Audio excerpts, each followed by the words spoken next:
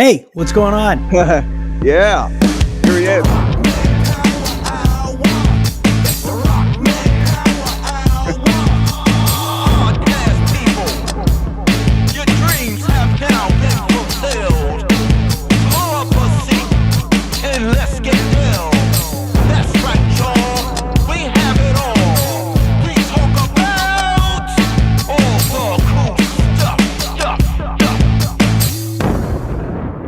All right, I gotta say that being able to sit here and hear that song live when we're going live makes me realize how lucky we are to have that song as our theme song. Welcome back to the Rockman Power Hour, our first episode of 2024. And again, thank you to our friend Daryl McDaniels of Run DMC for doing that song for us, and of course our buddy Brett from Crazy Town.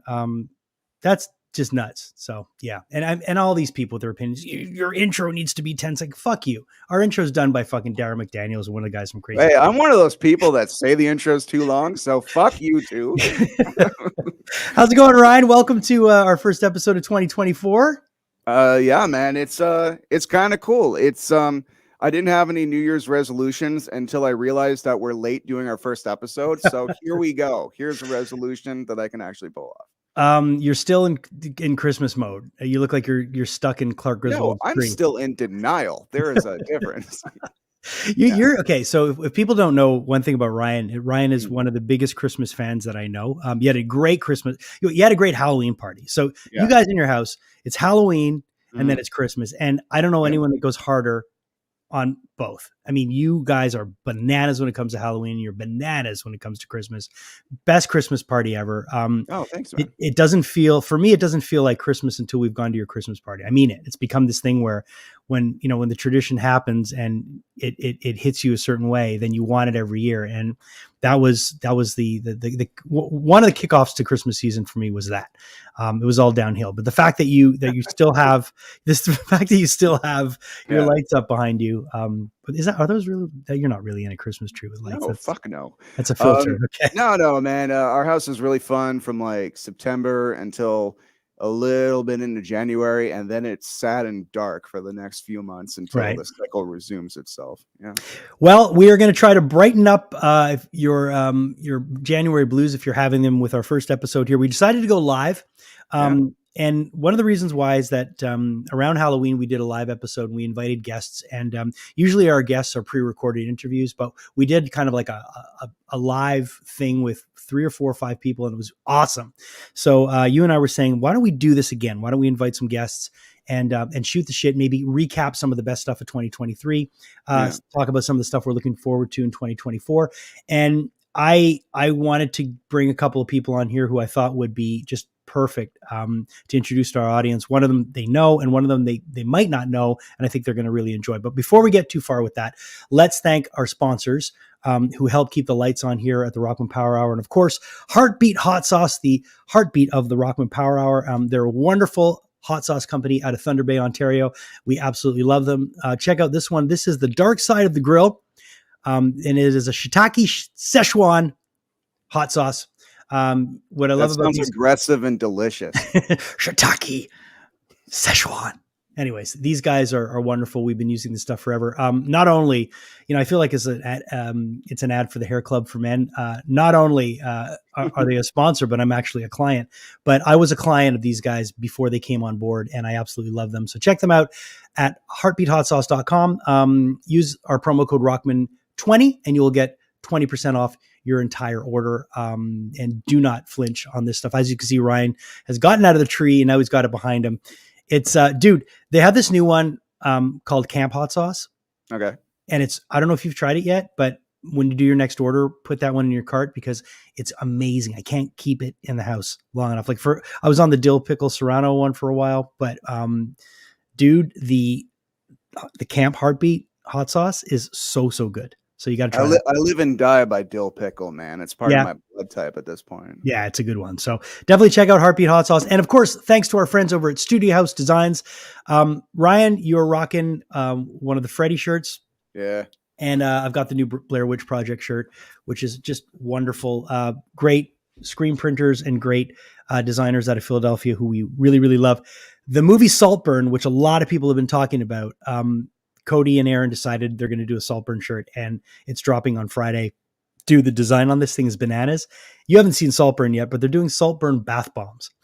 So if anybody's seen Saltburn, you're going to know exactly what they're talking about, and you're going to understand why Studio House designs are as awesome as they are. There are two people that I listen to when it comes to horror movie taste. Our Studio House designs, that they print a shirt, I know it's good. Yeah. And the other is the people at Black Fawn Distro.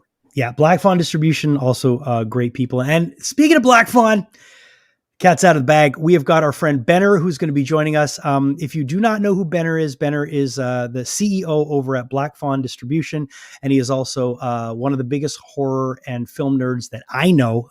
When him and I get on the phone together, we're usually on for a long, long time, much to the chagrin of my wife, because she just looks at me and she goes, "Are you on the fucking phone with Benner again?"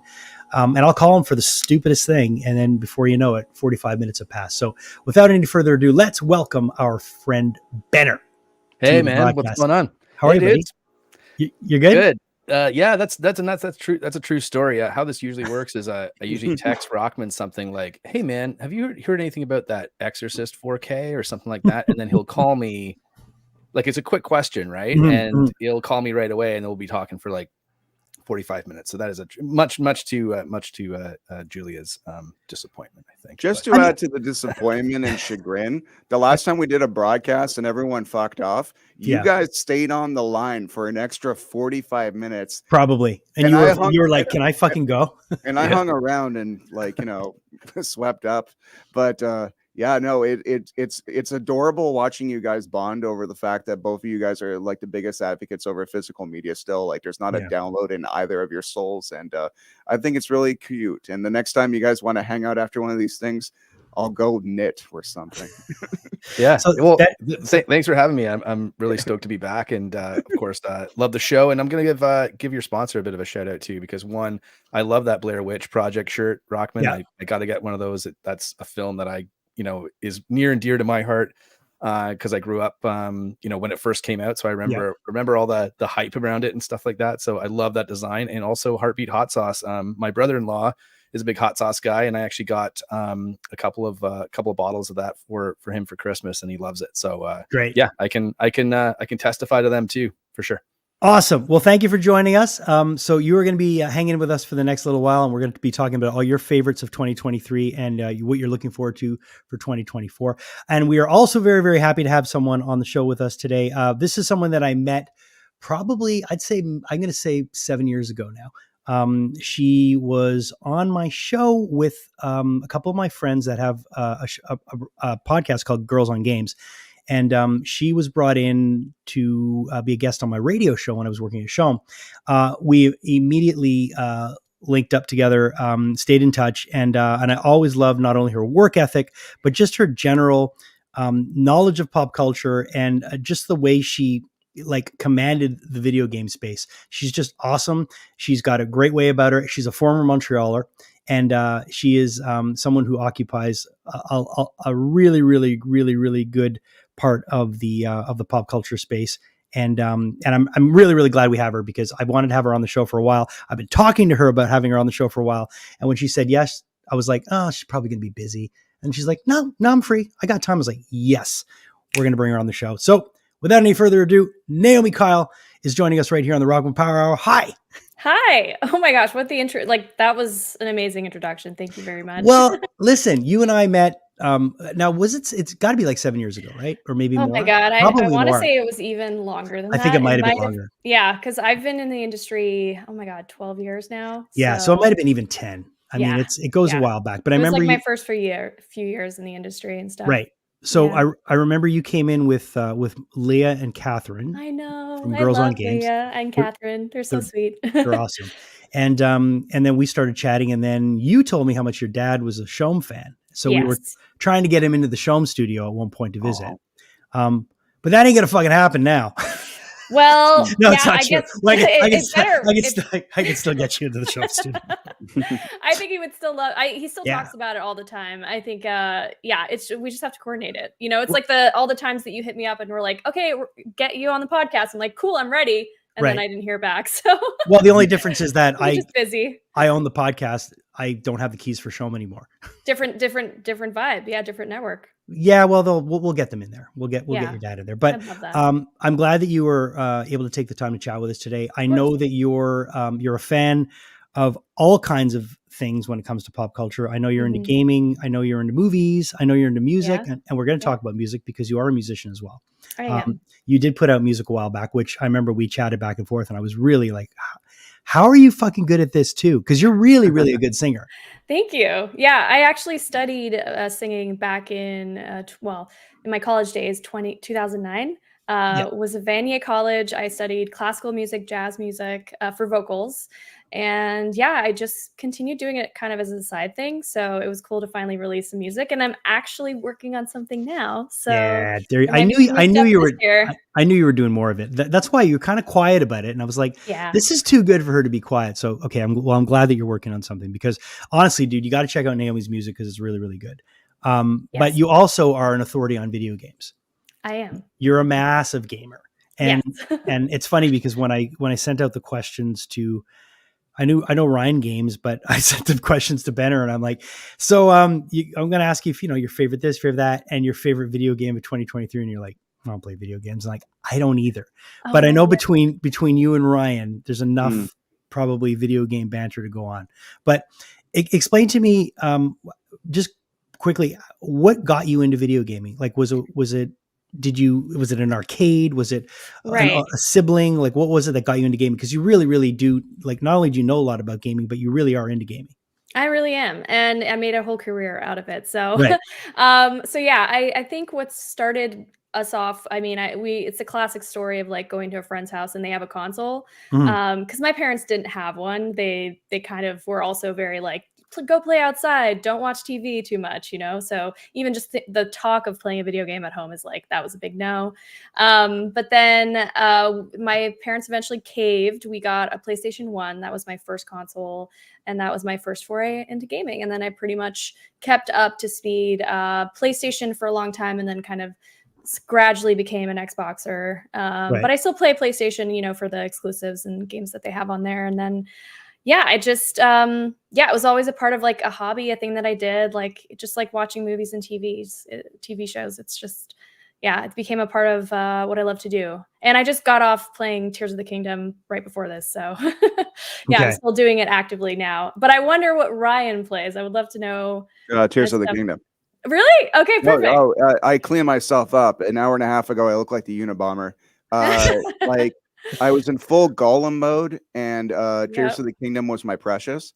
So but I have a Zelda tattoo. Like, the game came out like last April, but I'm like, you can't play Zelda and then fuck off and live your life and then get back in and immerse yourself in the story again. It's like, I played in about 9 hours, then didn't play for 3 months, started playing again, had no idea what the fuck what was happening. I vaguely did. I couldn't remember my skills, the stuff, everything. Yeah. So I just started from scratch, and then work's gonna really kick in next week. So I'm like, I gotta finish this. But like in every Zelda game, you get to about midway through and you're like, oh, this is just the fucking tipping point. All of a sudden, there's still so much more. There's still so much more. So anyway, spoilers later on, kids. My favorite thing is going to be Zelda-ish for that particular topic. But so you're both playing the same game. We are. Okay, that's what that. All right, I just wanted to make sure I could get through the nerd speak. Yes, all right, exact same game. So, and listen, just for the record too, as well. We lost Ryan. He said, "Fuck it." It's not like, I'm going to finish Zelda right now. I have no time before work. I love DSLR, man. No matter how I'm like never turn off, and I'm looking through YouTube, and they're like, it does this fucking thing where after 30 minutes it turns itself off, and I'm like, so it always technical happens, difficulties. You can't live without them. Sorry about that, Benner. You're saying? No, I was just saying, like, it's not that I don't love video games. Like, I do love video games. I never have time to play them. And so, that's kind of where I'm at. And I should have just practiced and played video games like since I was a kid, and I would maybe also have a career in video games. but I didn't do that. I went into film instead. So I mean, I don't know. Maybe the joke's on me, I guess. But I do love video games, and I love playing them, and I love getting into them. It has to be a specific game that I get into at the right time where I have kind of not really a lot of stuff going on, because I'll stay up till like whenever. playing it if it's that interactive and that sort of that sort of immersive experience. So I do have questions, but I don't have anything on my favorite games list for 2023, unfortunately. But I can fill that in with other stuff. So here we go. Awesome. I make special exception for Zelda. I will terraform my life to make sure I can play Zelda properly. A lot of other games can fuck off, but when it comes to Zelda, yeah, I will do the 5 a.m. and then wake up at 9 a.m. thing, like to make sure, like to make sure Hyrule is all right. Anyway, sorry, Jason. No, it's cool. It's just it's funny because I think like Benner was saying, I always feel like I hate the idea of that I'm not up to date on anything. Like I don't want to call it FOMO, but it's more. I don't like to think that I've kind of aged out of something because I don't really believe in that. I think if you have a passion for anything and if you have an interest and you have a desire, you can learn anything. But I do have an issue with video games because I find it just so fucking complicated. Just the handle, like the handles, I'm calling them fucking handles, the joysticks, I love controllers or joysticks. Yeah. I'm okay. So there you go.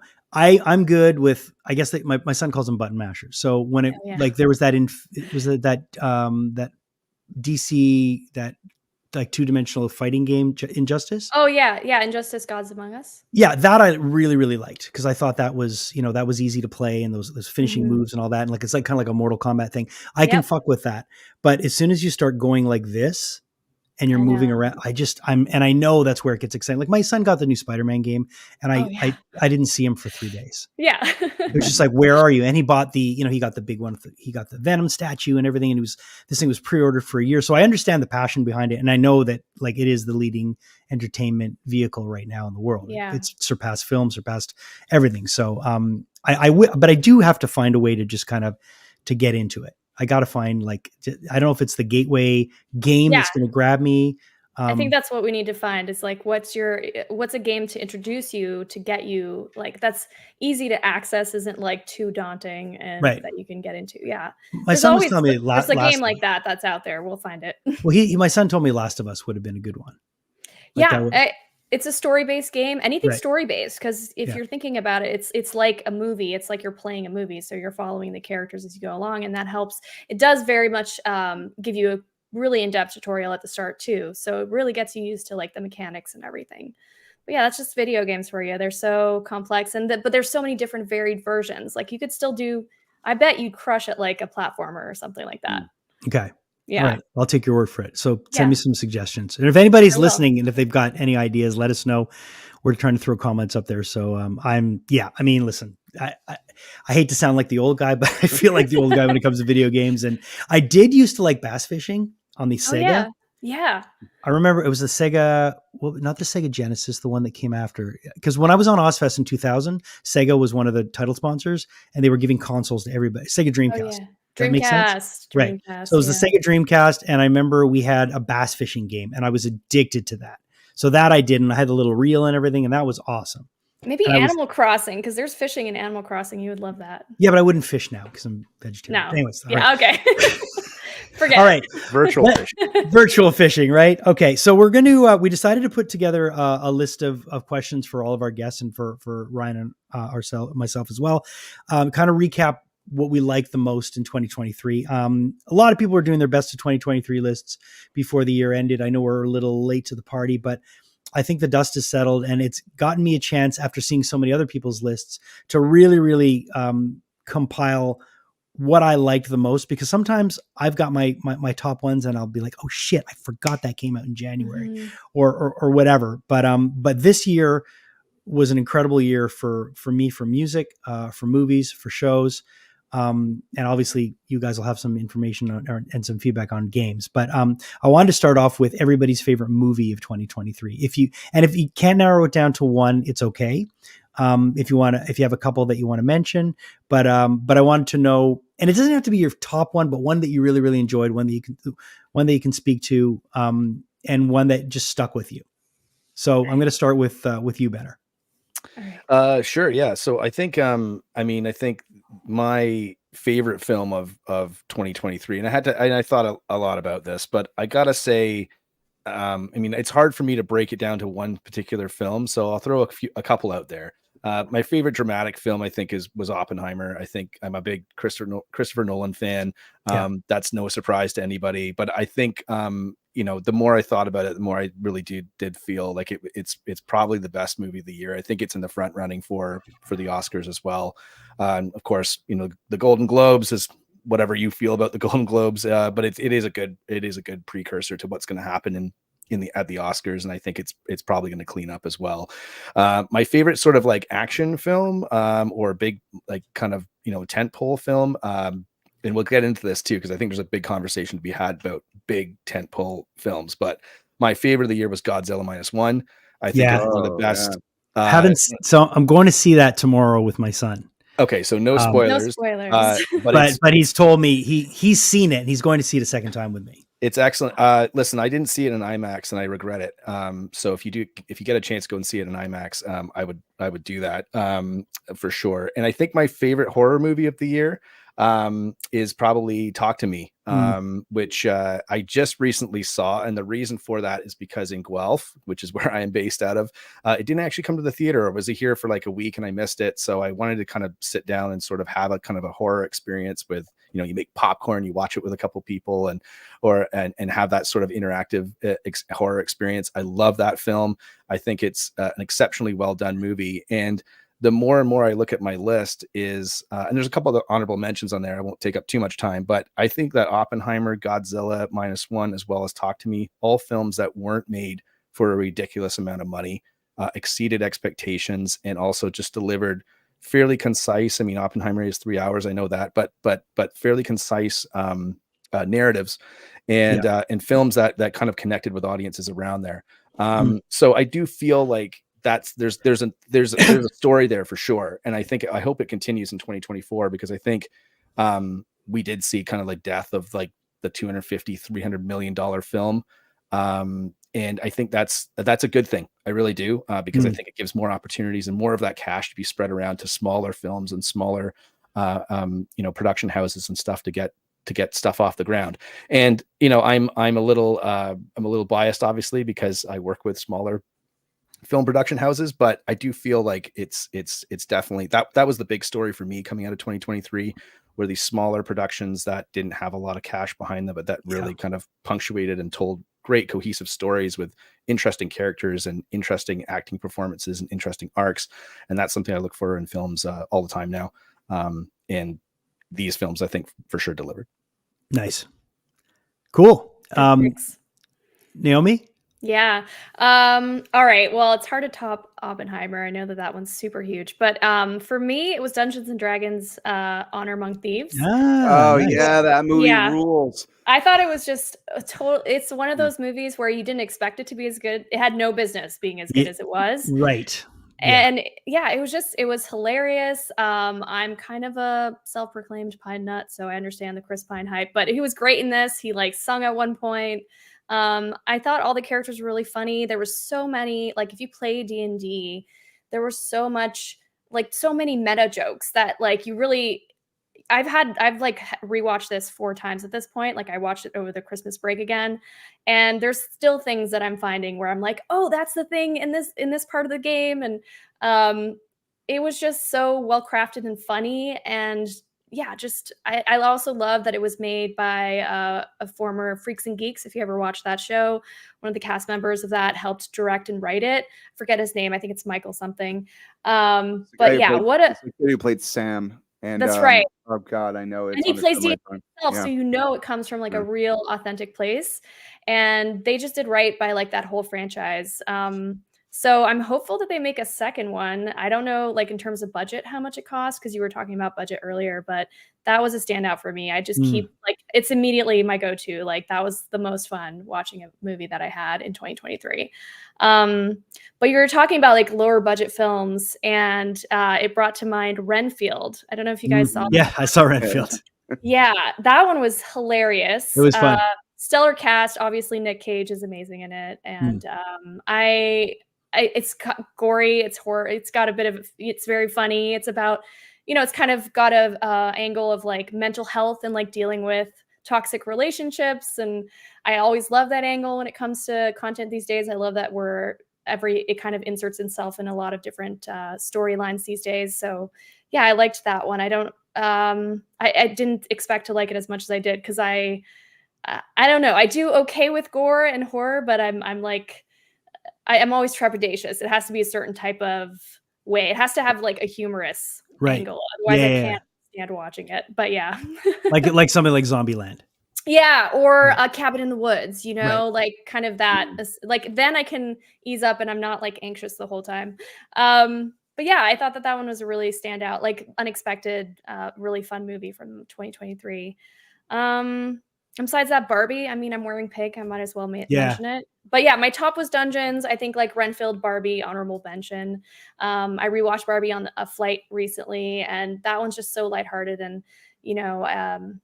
it says a really good message, makes me cry, makes me laugh, just everything. It's so colorful, and I think it brought, I think that was a pretty high budget that they had for that one. They did. Yeah, but it made so much money. So to see it succeed, yeah. we were saying it's like the death of those movies, but to see something like that succeed, have it be completely, made by women, cast, the cast is full of amazing actors, female actresses, female actors.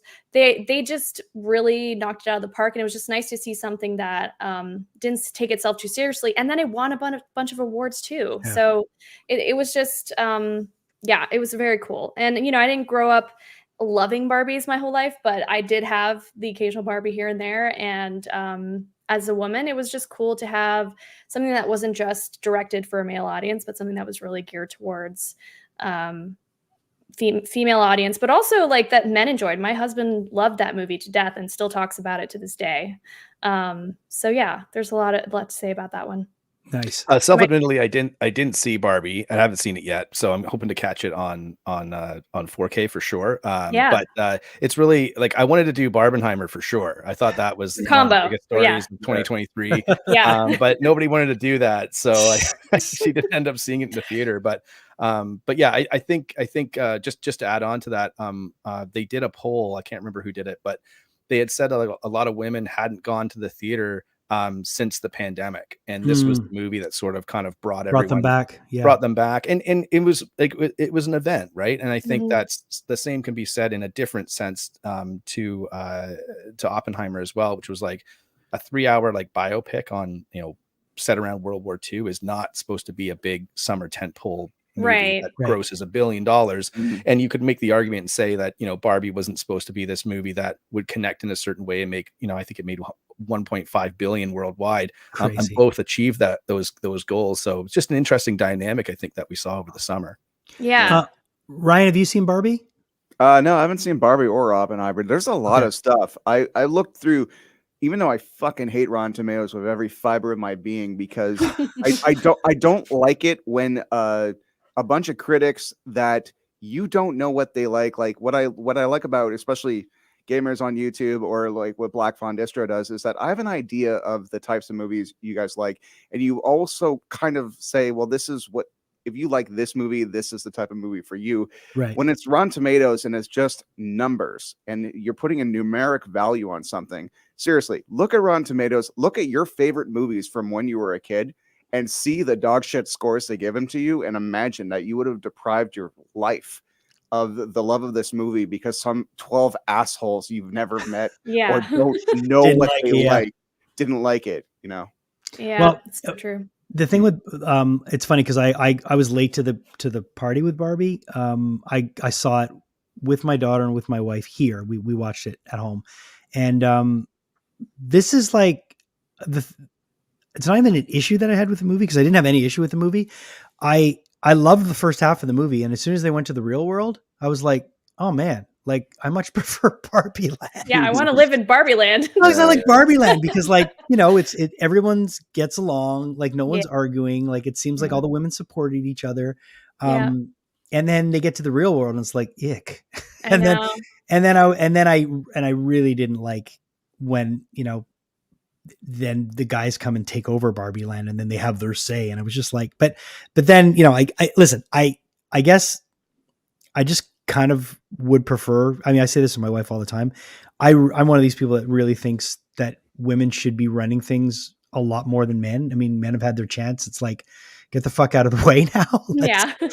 Let's like, okay, we've made enough mistakes. Like, let's get some fresh blood in there and maybe some new perspectives. But I did enjoy the movie, and I thought just the fact that it influenced so many people in so many positive ways to have conversations around things that normally they wouldn't want to have. And the fact that that a toy was able to do that still had so many weird connotations around it. But I thought the way they handled it was brilliant. And Margot Robbie is just so fucking, anything she does is amazing. I think it was nice. Like, I mean, I think regardless of what you think of the movie, I think everyone would agree across the board. It was nice to see Margot Robbie have such a big win. She's been plugging away for a long time, and she's been in a lot of great projects. But some of them haven't really connected. I mean, I think she's an amazing Harley Quinn. However, I just think those terrible movies that feature Harley Quinn in them. Yeah. And so it was just nice to see that she had, I mean, she really supported that film, and even things that I didn't realize, just because I'm not the demographic, but she was wearing, like, she would show up to some of the premieres globally wearing some of the outfits that classic Barbies would wear and stuff. And I was like, okay, that's really cool. And I get how that would connect. And it really, really reminded me of when the first Wonder Woman movie came out. Where it was like, it wasn't my favorite movie, but I understand why it was people's favorite movie. And that's because, we've had so many Batman movies that you can compare all these Batman movies, but Batman, there's never really, Superman, it's all. Yeah, exactly. And there's never really been a Wonder Woman movie, and it was perfect casting, and the film's pretty solid. And I understood why people were going back and seeing it 2 or 3 times. And I think this movie kind of had that appeal as well. So it was cool to see, right? Yeah, it was like the trifecta of like, okay, here's a woman, female-led, really upbeat, made-for-women movie, Barbie.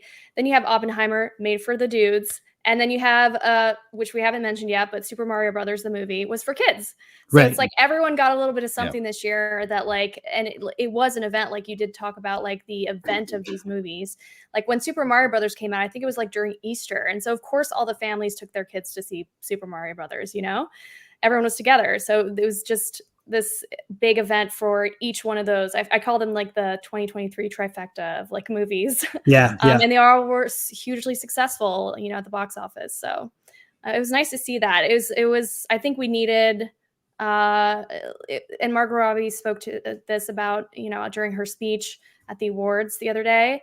What was that, yesterday? It just happened. Anyways, and she says, it was a great thing to finally see people go back to like the movies and have theaters become like another, because we did see the death of that a little bit during COVID, and now it's still alive in some capacity. It was nice to see that and be reminded of that and why we loved movies in the first place. I think the one that's going to really take everybody by storm this weekend, I got to see it with my daughter on Monday, which was awesome, was the new Mean Girls movie. Oh, Mean Girls. Cool. The music, it's like a musical version. It's so, but it's, and I fucking hate musicals, but you're going to love it. No, but I saw it. I loved it. Me too. Okay, good. No, I saw it on Monday and I loved it. And wait, Benner, are you and Jason the same person? Because no. Wait, you don't even want to know. When I tell the match game at this point. When I tell you, listen, I'm going to like, you're like the whole kumbaya thing that Naomi said about like, the guys having the movie, the girls having the movie, the kids having the movie, man, the movie that I picked is going to be like such a downpour on all of that, because it was just like the fucking weirdest movie. But we'll get to it after. I think I know what you're going to pick too. But I won't say it. But I think. But I want to tell you, Mean Girls is phenomenal. I love the fact that I have an incredible 19-year-old son, and I've got an incredible 16-year-old girl. And my 16-year-old Naomi is so hip on what's going on in music that we turn each other on to stuff. Like, I'll tell her about Veruca Salt, and then she'll tell me about Boy Genius. And then we're just jiving, and we got to see it together. And she turned me on to Renee Rapp, who I didn't really know at all. And, the movie Mean Girls was really, really good. It was really well done. Tina Fey, she pretty much produced it with Lorne Michaels from Saturday Night Live. And I think a lot of people are going to like this. And Benner, you got to go see it, because, it might be something that you might pass. Don't. Because it's really, really well done. And again, like musicals for me, the last time I really enjoyed a musical was Across the Universe. And I'm really picky with my musicals, but man, it was good. So Mean Girls is going to be, and I think it's going to be an event for kids. I think for teenage girls, across the world. It's just going to be this massive. It's going to be the first huge movie of 2024. Listen, I dug the first Mean Girls movie. Well, and how does it compare? I want to know, like, how does it compare? It's different. Generally, don't spoil anything. No, but it's different. There's some similar guidelines. I mean, the burn book's still there. The burn book still looks the same. It's like, it's kind of cool, but I'm a big fan of the original one. Yeah. So, but I think you'll like it. It's fresh and it's got a nice twist on it, and it's good. Anyways, good. I was gonna pass on it, so this is perfect. Don't pass on it. Yeah. Yeah. No. Go see it. Definitely go see it. Don't pass, because it's a lot better than I expected. And I was like, oh no, but all the kids be horrible. It's going to be horrible, but all the kids were wearing pink, and we were just so excited. It was really fun. But Ryan, your favorite of 2023 movie? Just to cap on a few things, just based on all these comments and all these all the stuff that you guys have already picked. I just want to say, Jason and I saw Talk to Me, the North American premiere at Fantasia Film Festival, and Jason interviewed the two directors, and they're these short, handsome Australian twins who are like the happiest go lucky guys in the world. And the fact that these, delightful, happy dudes made such a fucking serious, sad movie. Yeah. is really interesting.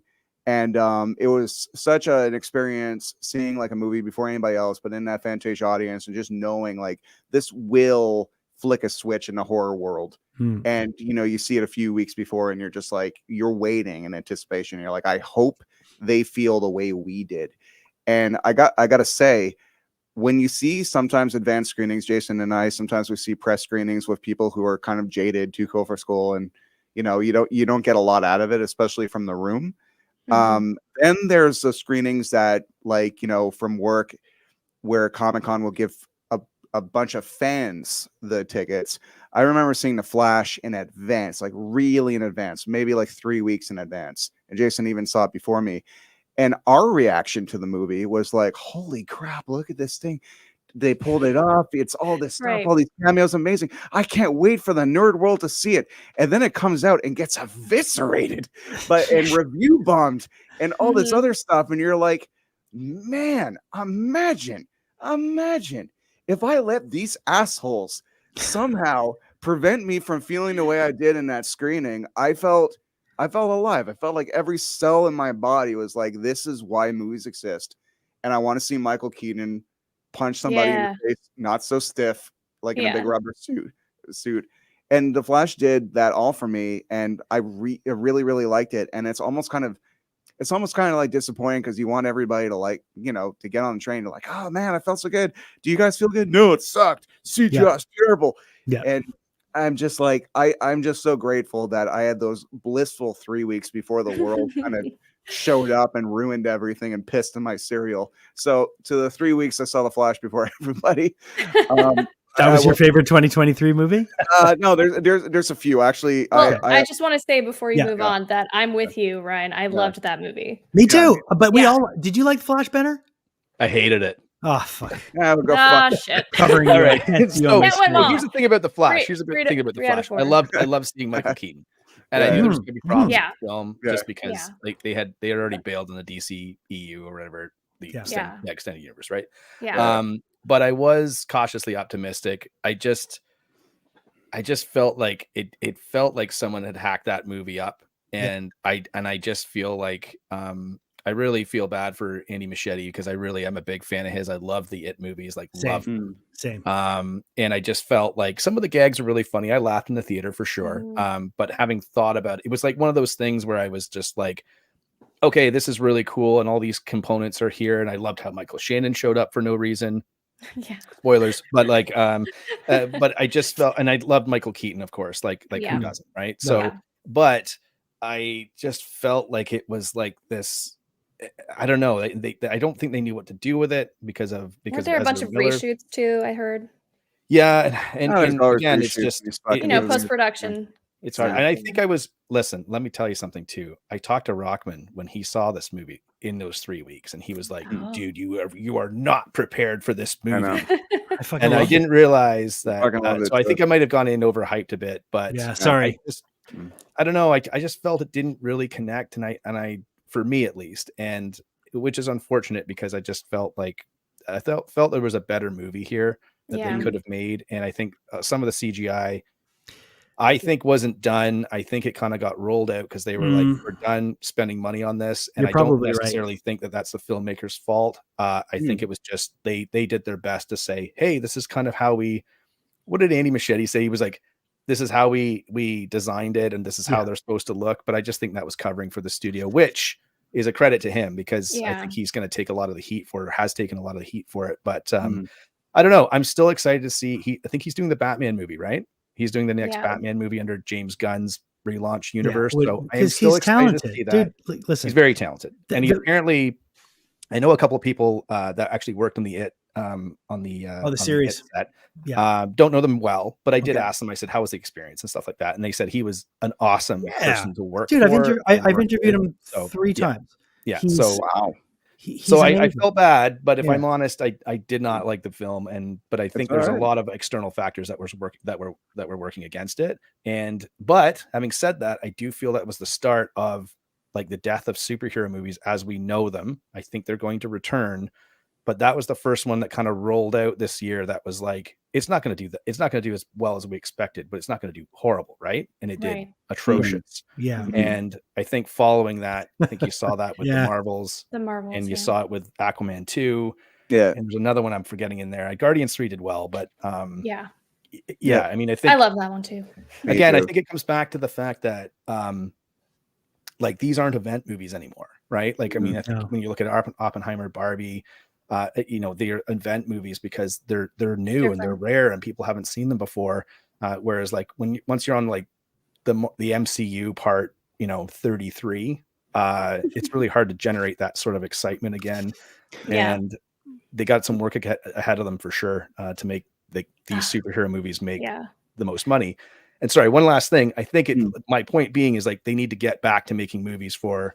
I just pulled some quick numbers while you guys were chatting. Is like Dungeons and Dragons budget was 150 million. It made 208 million globally. Not necessarily a success, but it'll probably do some money on home video and digital.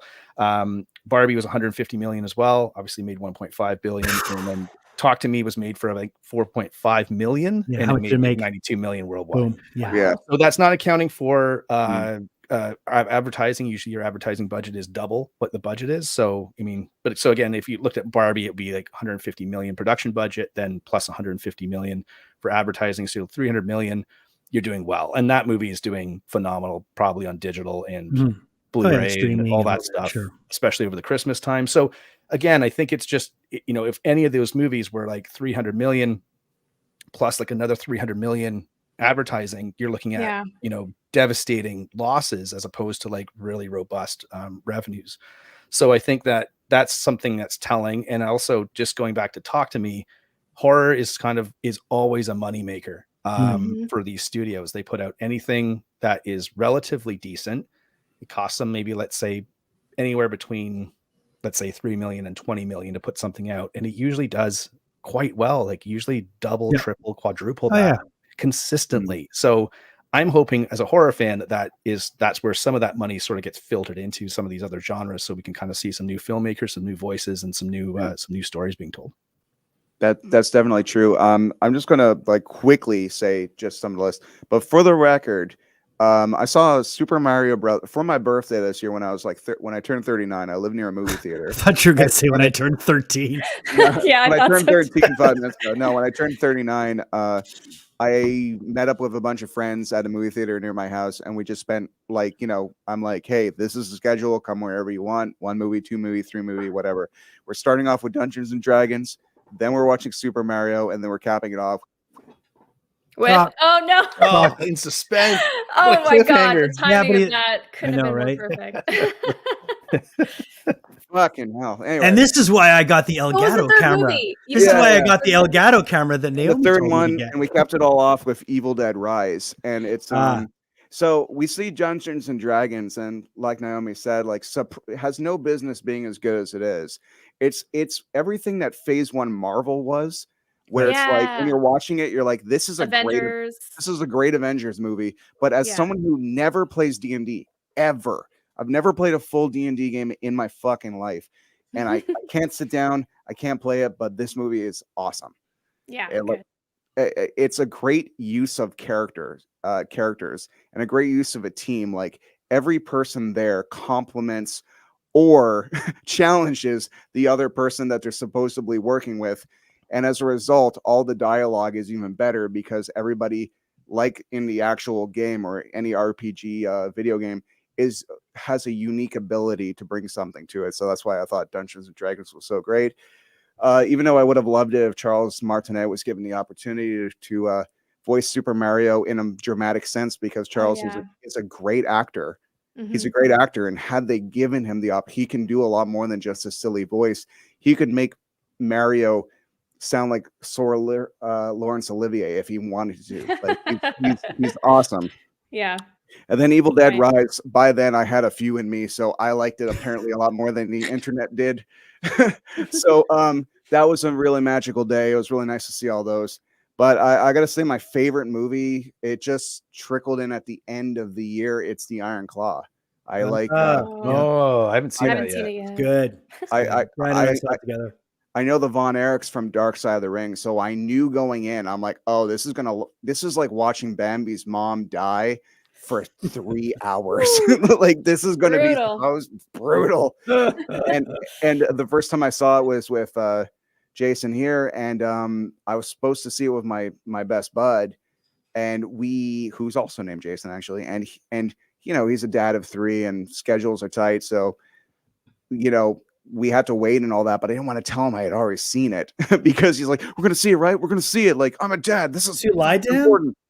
No, I didn't lie to him. I just, you know, hope he's not listening. No, is he tuning in right now? Instead of saying I'm going to go fight crime, I'm like, got to get to the newspaper and do newspaper things. So, you know, it was white lies in the name of heroism. So when we watched it and stuff, it's just that was another special movie where it's just like the second time you watch it, you realize it's even better. Because the first time you're just absorbing everything. You're like, I've been waiting 2 years for this. Please do what you're supposed to do. But the second time you're just watching it, and you're just like, wow, you know, they really took the time to really make sure that all these people, like, you know, they feel lived in. So whatever happens to them, instead of being a disposable throwaway teenager, like in a Friday the 13th movie, like when something bad happens to them, it feels like it's something bad's happening to your friend, your relative, your like whatever. So I definitely think Iron Claw is definitely a great wrestling film. There hasn't been a lot, you know. The last serious wrestling film was The Wrestler. Yeah. Before that was Ready to Rumble, and before that was No Holds Barred. There is not a lot of fucking wrestling movies. Also awesome movies, though. By the way, yeah. No Holds Barred, specifically, is maybe the best movie ever made. Iron Claw is where it's at. Jason, I kind of realized the movie you're about to say. So let's just do it because I think Benner has an idea of what it is too. Let's go. I want to hear it. Well, my favorite movie of 2023? Yeah. Does it have a lot of dongs in it? Dongs, fuck. Or Jesus balls. Christ. Does that have some Phoenix balls? Some walking Phoenix balls? Okay, so I loved all the movies you guys talked about were all movies I really enjoyed. I didn't even think of The Flash because it almost seems like liking The Flash is like this dirty badge of honor that you have now. And I know why The Flash didn't do well. And I know all the things you were saying are all true about the CGI. Like, look, when I was watching it, I saw the movie so early that I was sure I was seeing a work in progress print. And that some of that baby, like the whole scene with him going and getting the baby and all that, when it was falling, like I was like, this looks like crap because they're still working on it. But then that was what everybody else saw. I didn't get to see, and I don't care spoilers at this point because everyone hated that movie, but I didn't get to see who steps out of the car at the end. But I didn't get to see that. So there's a lot of things I didn't either at the screen I saw. Yeah. Well, we'll tell you after because we don't want to be dicks, but let's just say he was really famous in ER. Yeah. And he played. That's all you need to say. All I need to say. Yeah. And I don't think anyone's tied him down yet.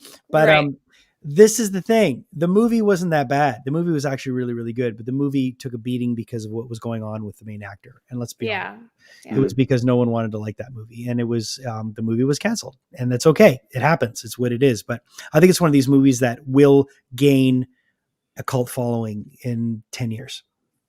Call me crazy, but I think but it's not my top movie of 2023 by a long shot. Talk to Me was one of them. I absolutely love Talk to Me. If you haven't seen Talk to Me, Naomi, have you seen Talk to Me? I haven't seen it yet. Talk to Me is really good. And I think it's and it's scary. But I think it's the kind of horror you're like. But you know, Raka Raka, right? The YouTube guys. So Raka Raka are these two guys from New Zealand, Australia or New Zealand, and basically they're YouTubers that they got really popular by doing their own special effects. And they would do these crazy lightsaber battles and it was amazing stuff. And they would do like recreate wrestling videos but they're really, really good. And they would do special effects and their own stunts. And so they made their first movie. And the whole story was that they made this movie and then they brought it to Sundance and A24 picked it up. And then it became like this, and Ryan and I got to see it really early. We saw the first screening in North America and we got to interview them. But my favorite movie of 2023 is one that I think fell under the radar for a lot of people because of how weird it was. But I've been a big fan. I'm obviously a big fan of David Cronenberg. I've been a Cronenberg fan forever. But his son, Brandon, another great Canadian, has become pretty successful director in the genre. And yeah, so Possessor was a really weird movie, but Infinity Pool was probably the movie that stuck with me the most in 2023. Wow. And Beau is Afraid too. Beau is Afraid. That's the one I thought you were going to say. So Beau is Afraid was great because I'm such a big fan of Ari Aster, and obviously Hereditary, Midsommar, but then this third movie that he did. Beau was Afraid. Everyone was excited about this. It was shot in Montreal. Yeah, that's right. Joaquin Phoenix was the lead, and it was all shot in the Village. So it's supposed to be this dystopian, horrible fucking place that he lives in. And it was pretty much what the Village looks like now when you go east of Saint Laurent, in between Saint Laurent and Papineau. So it kind of really fit. And just the fact that it was shot in Montreal, all that really, really, I loved it. But Infinity Pool was my favorite movie of 2023, hands down. Hey, Kelly. What's going on, Kels? Brendan is all, So Brendan Cronenberg, Infinity Pool, it stars Alexander Skarsgård and Mia Goth. And to me, Mia Goth is got an incredible career ahead of her. Not only was she, she was awesome in X, she was awesome in Pearl. Everyone's waiting for Maxine. She's this actress that I just think is going to become, it's just going to become a powerhouse. And her performance in Infinity Pool is great. So have any of you seen Infinity Pool? I have not. No. I haven't seen any of the ones you said. It's on my list. I'm trying to get through stuff I've missed. It's essentially on the on deck circle. It basically is a movie about couples that go to this resort, and at the resort, they're allowed to do some stuff that you're not allowed to do. You shouldn't be allowed to do anywhere. And it's fucking weird. Thank you. So someone loved Infinity Pool, but it's really something you got to see. And the reason why I picked it as my favorite is just because it stuck with me the most. I couldn't wait till it came out on physical media. And this isn't a plug, like I paid for this, but it's just, like comments on the back, a depraved, debauched nightmare vacation into hell. Oh my gosh. The most messed up horror movie ever made. One hell of a twisted ride, a masterpiece. Like, I think this movie, and it's funny because I went to the screening with my wife, and the reason why I brought her is because she loves Alexander Skarsgård. Like, she just obsessed with him since True Blood. Yeah. And she just loves him. Anything he does, she loves. She loved The Northman. She just loves him. It's like her, I think it's like, well, I don't know if it's her. Is it your hall pass? I think it might be her hall pass. No, Hayden Christensen for her hall pass. Leave a comment in the comment section below. Charlie Hunnam. Yeah, she got too many hall passes. But Infinity Pool is definitely something. Make her a teenage collage, of dudes for her wall next to her office, cut out like style and all taped. Do you know who my hall pass is, Naomi? Mitsu. I don't know. Mitsu. I mean, like I keep it local. Okay. Okay, so listen, seriously though, if people haven't seen Infinity Pool, it's phenomenal. It's a challenge to watch, but it's a great payoff. And the performances, because for me, like Benner said, I think the most interesting stuff that's been going on in film, obviously because of budgets and because of bankability and return on investment, is horror for a lot of reasons. But horror, the most interesting stuff that's been going on in the film space for me is horror. It's the last 5-6 years, maybe even 10 years. There's just been some great stuff that's been going on, and a lot of it's been coming out of A24. Not that Infinity Pool was an A24 movie, but they've got a great track record. They've got an incredible track record. So when A24 put something out, and of course we have to talk about Everything Everywhere All at Once. I mean, I know that was last year, but it set the tone for what audiences were looking for. Yeah. They were just done with the big movies. And I love superheroes. Ryan and I, like, we're massive nerds, and I still enjoy these movies, but there is a fatigue that's setting in. It's like, oh man. So I think there's the biggest fatigue thing there's a something with the fatigue of superhero films. It's the same thing of when there was too many grunge bands, there's too many hair metal bands. Once you dilute what was great about something to begin with, of course there will be fatigue, because there's just too much. And as a consumer, you're just kind of like, oh God, more.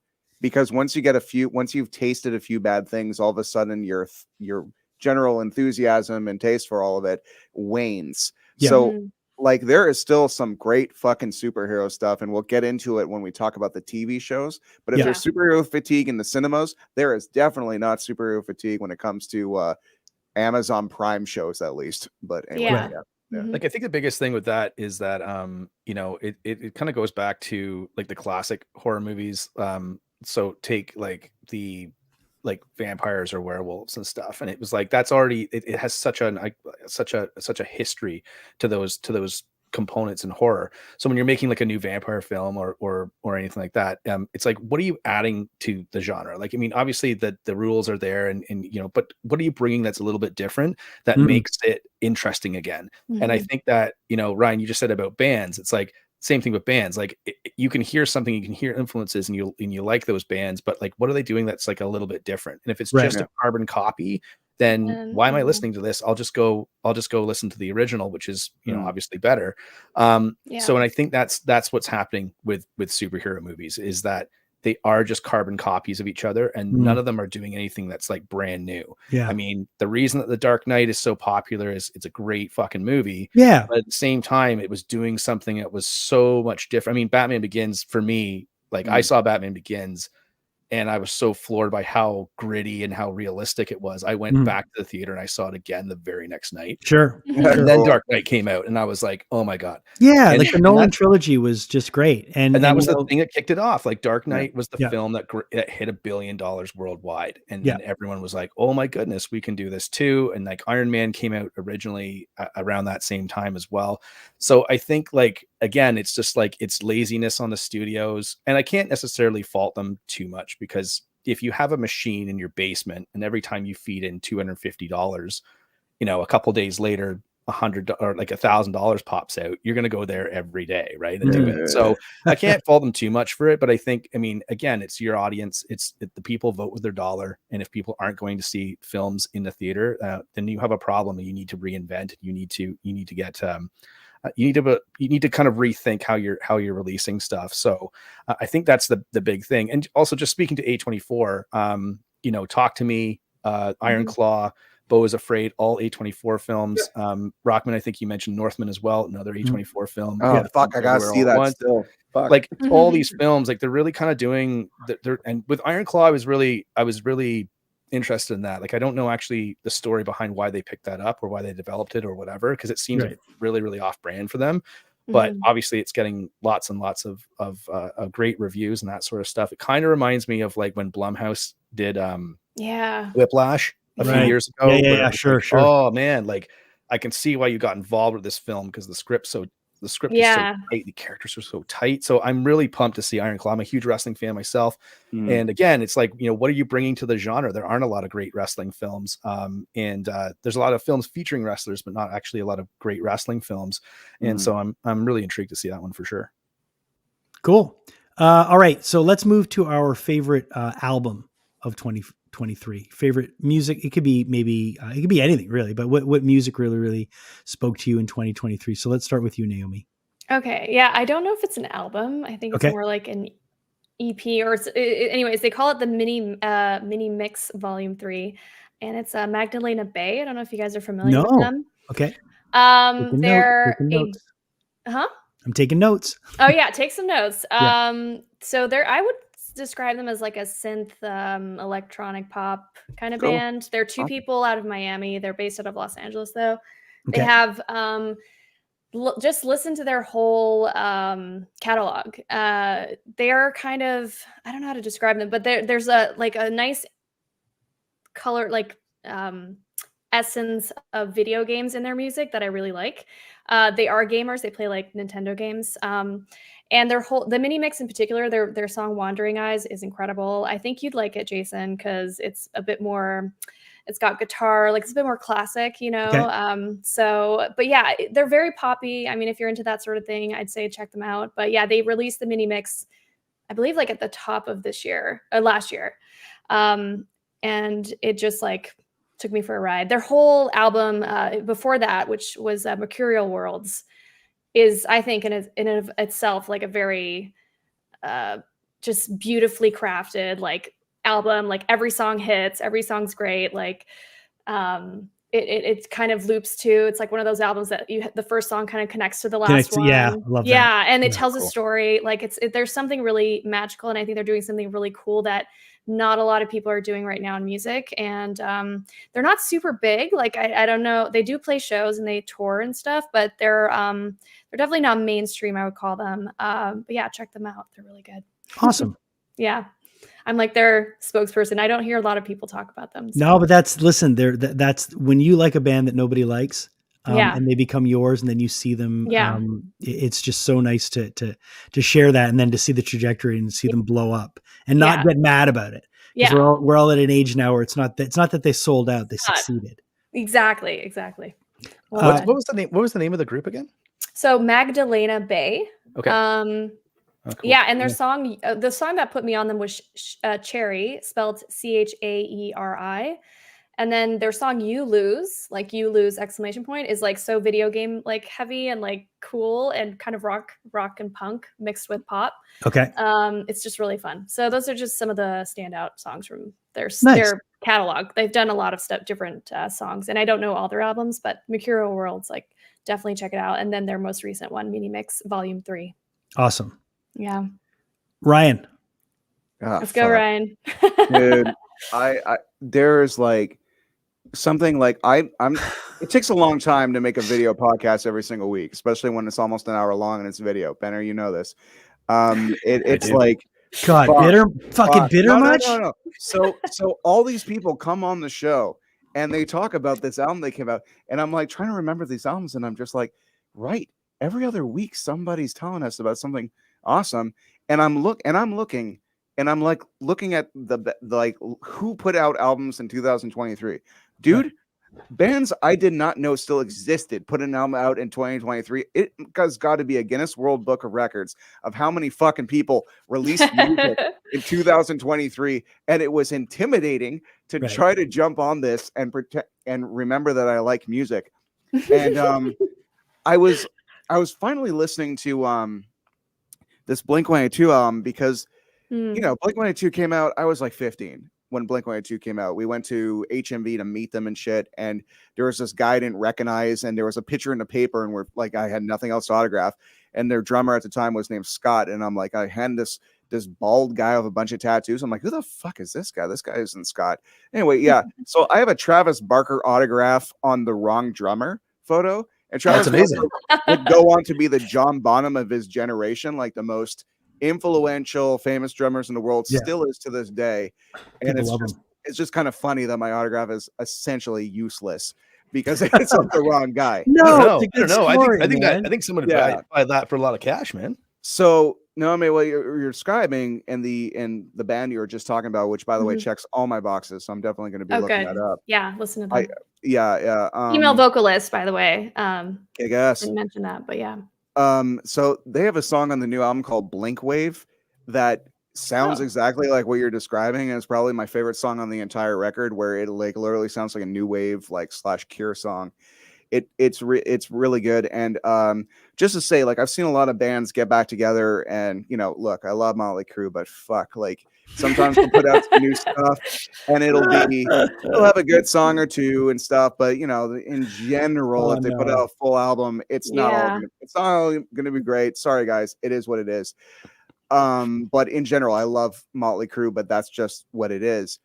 When it comes to Blank, I was listening to this album and I'm like, wow, this is the first time it all sounded like they all wanted to be there in like 20 years. And they've put out albums since 20 years ago. And I was just listening to this, like, Mark Hoppus, like they got back together because Mark Hoppus had cancer. And it's like, it's just, to come together again and actually not only find the chemistry, but put out something that is actually better than some of their previous efforts is very rare. Especially for a band who has been together that long. You think they've written all the songs they were going to do. They've sung all the songs they're going to sing. They could just rest on their laurels and tour the rest of their lives playing What's My Age Again and Damn It and the rest of it, and just be like, yeah, you love us. Here's the song you like. The fact that they're still putting out things in the world that are on that level, I would definitely like tip my hat to them. Every other band who put out stuff, including Corey Taylor's awesome album CMF2, I was expecting it to be good. So the fact that I wasn't expecting them to bring it to this level is what really blew me away. Surprised you. Nice. Good. I should listen to it. I haven't. Yeah. I didn't. Yeah. Because I saw them live recently. I think is Benner. Okay, you were. No, go ahead. Good. You saw Blink. Because I listen. What Ryan said. All the Blink fans had the same thing going in that I spoke to. They were like, "Oh, this is going to be like," and they all told me the same thing, that they were blown away. So if you're a Blink fan, I think you're going to like it. But you saw them recently? I wouldn't say it's that recent. They were at one point at TwitchCon, and they were just like the headline act, and it was at the in San Diego. It was at the whatever the stadium there. But it was cool. It was like outdoors. It was the first time I'd never seen them live, but I loved them growing up, so it was cool to finally see them. And they still rock. No, they're better now though, because every time I saw them, they sucked. So like all the videos I've seen recently, like, trust me, when you want to be there, it changes things. When you're kind of they like, found their mojo again, it's, yeah, exactly. Yeah. Benner, your favorite? Yeah. So just to touch on that Blink record, I think that was one of the biggest surprises of 2023 for sure. I love that title track, One More Time. Just pulling up the lyrics here, but he said it shouldn't take a sickness or airplanes falling out of the sky. That's what really connected me to that record, just because Travis Mark was in the plane crash, he almost died, and Mark Hoppus obviously had cancer, and it was just like more of a just a really kind of a personal touch, and that's kind of what you want out of music. I think, like, either, especially from those guys, that everything was so tongue in cheek and goofy. Yeah. And I think it still is, but having that, they haven't changed who they are. I don't think that thing. So I will, that's a great segue. So, I tried to narrow this down, but I'll just go, there's a few honorable mentions. New Foo Fighters record, but Here We Are, I think kind of is the same thing. Obviously that record deals with a lot of grief, with Dave Grohl's mom passing away, as well as Taylor Hawkins. So there's nothing, you can't listen to that record and not think about those things. But what's really interesting for me is, like, if you listen to that record, it feels like the first half is regarding Taylor Hawkins and the second half is about Dave Grohl's mom. Right. So it's really, really cool listen. And so definitely worth checking out. New In Flames record by Foregone. If you're in Flames, it's one of their best records in years. Like, it's like from the last decade. It's really kind of a return to form for them. So if you like those guys in the past, check that record out as well. New Avenged Sevenfold, Life Is But a Dream. I'm a huge Avenged Sevenfold fan. It's worth checking out too. A lot of people didn't like it. That was sort of like panned by critics. It's very, very different. It's very, very unique record. It's a short listen, but it's definitely really, really progressive and avant-garde, and just they've kind of carried over this sort of vibe from their last record, which is about, this record's about, AI and like robots and the future and the destruction of Earth and stuff like that. It's really, really neat. And And so it's definitely worth a listen if you've liked their last. I mean, if you're a big City of Evil fan, I would say check it out for sure. And Code Orange, which is a band I think is sort of fallen under the radar. It always seems like they're here, but not really. They have a record that came out called The Above, which is really, really great. It's not as good as their last one, which was The Underneath. But what's interesting about those guys is that they were on the precipice of putting out this great record called Underneath, which is definitely worth checking out in 2020. And I think it dropped in March 2020, and then Whole Planet closed down. And they they moved on from Roadrunner Records, and now they're doing another deal right now. But this record was really neat. They're one of the metal bands out there that's actually trying something new, and they sort of have this combination of like industrial, like Nine Inch Nails stuff from like early the early 90s with Typo Negative crossed with like metalcore crossed with a bunch of other stuff, and it kind of just works in this sort of this mash of styles. So definitely worth checking out. But my number one record is just a record I keep coming back to over and over and over again. It's got my favorite single of the year on it as well, which I think is, says something. My favorite song, at least, which is the new Lana Del Rey record, which is Did You Know, which is a mouthful. Did you know that there's a tunnel under Ocean Boulevard is the name of the record.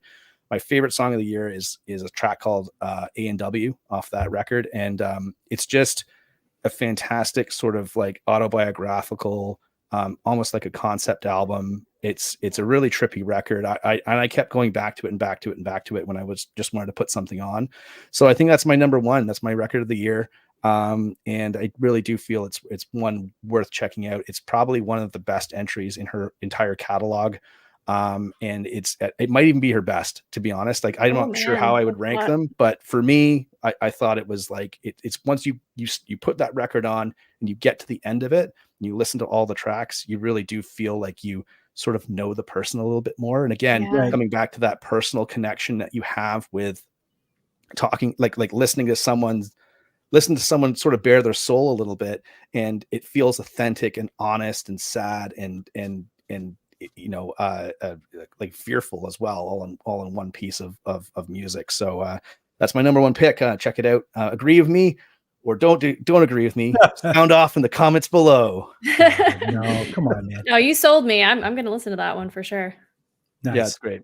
Yeah. Well, this is always, when you're a music fan, like a movie fan, it's always hard to pick your favorites. For me, go on for days. Yeah, I can. And I don't want to go on for days because we have better things to do and we got a list to get through. But I do buy vinyl. I'm a big vinyl fan, as you see. Like, I've got a lot of records. So I'm going to show you a few of them on vinyl. But my top records for the year, one of them I don't have, but I'm going to show you my top 5 that I liked. So, of course, always, whenever these guys put out a record, it's an event for me. I've been in their corner since day one. I like to say, and not to brag, but I did help get them played on the radio for the first time. And I did have to convince a music director and a radio programmer that we needed to play them when they didn't want to play them. They ended up playing them. And then they ended up going gold, and then they ended up putting out a bunch of records. And they put out a new record this year called Salt. So, and they're starting to blow up in the US too. They're playing Bonnaroo, which is a really, really big thing for them. Half Moon Run, the new Half Moon Run record. Okay. Salt is amazing. Naomi, if you don't know Half Moon Run, I don't. I'm putting it on my phone notes right now. You will absolutely love them. Nice. So they put out a new record this year called Salt. It's great. Another Montreal artist that I love is a Francophone artist. His name is Lumière. Oh yeah. This record's called Glam. I love him. He's the drummer of Bon Enfant. And he put it, this is a second solo record. I've seen him through 3 times this year. I took my daughter to go see him at like in LaSalle at a CEGEP. He was playing this small little place. I was like, you've got to go see this guy. So that was one of them. Big fan of Czarface. I love Czarface. They put out a new record. This came out like right at the end of the year. So this record is one of my favorites of the year. And of course, art on that is epic. Yeah, this is L'amour Supreme who does this. So Czarface, holy cow. Czarface is a side project of Inspector Deck of the Wu-Tang Clan and DJ 7L and of course Esoteric. And we lost Ryan again. Amazing. Ryan will be back. We're going to get him an Elgato sponsorship after these few messages. So yeah, the Czarface record is great. And this one, very, very proud because it's my daughter who turned me on to this band. We ended up going to Toronto to go see them because it was the only Canadian date that they were doing. And she loves Phoebe Bridgers.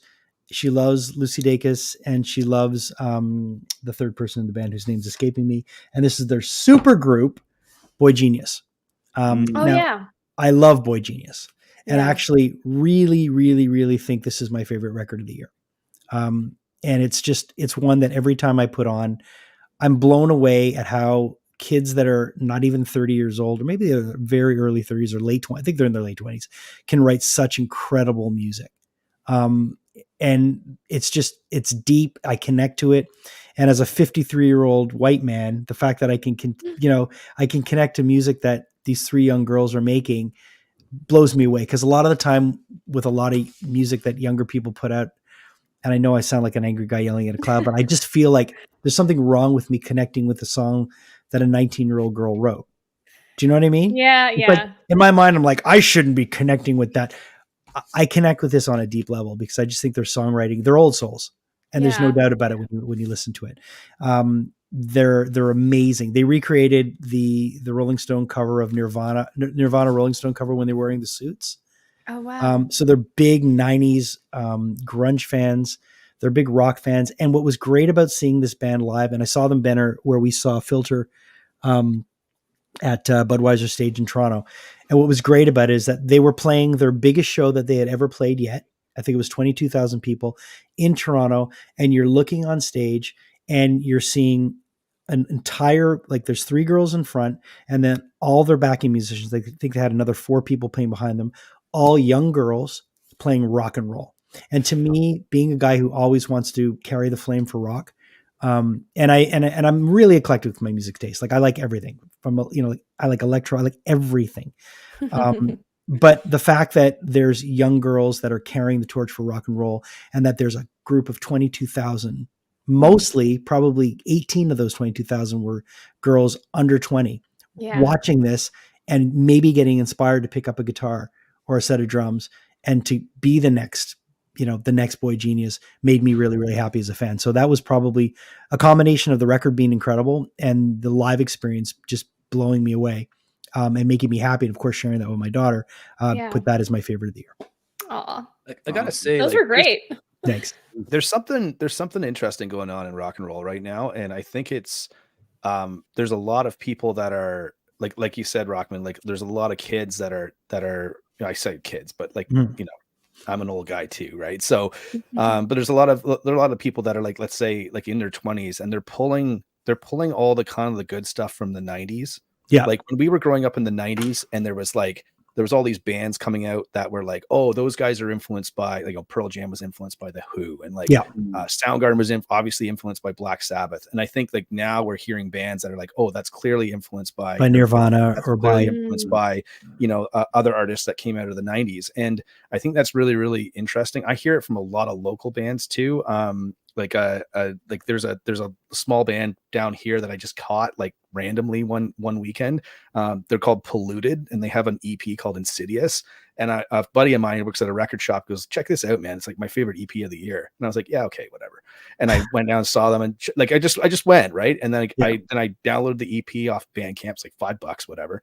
It's one of the hottest records that I have and that I listen to all the time. It's just, there's something about it it's something about now, and with technology or the absence of technology or whatever, plus all this kind of awesome pullback from the 90s. It's a really interesting combo. And it's like, I've heard a lot of music recently that I've been like excited to listen to again, and like excited to kind of get in and follow bands again. And I think that's been sorely missing over the last, you could say, decade or two.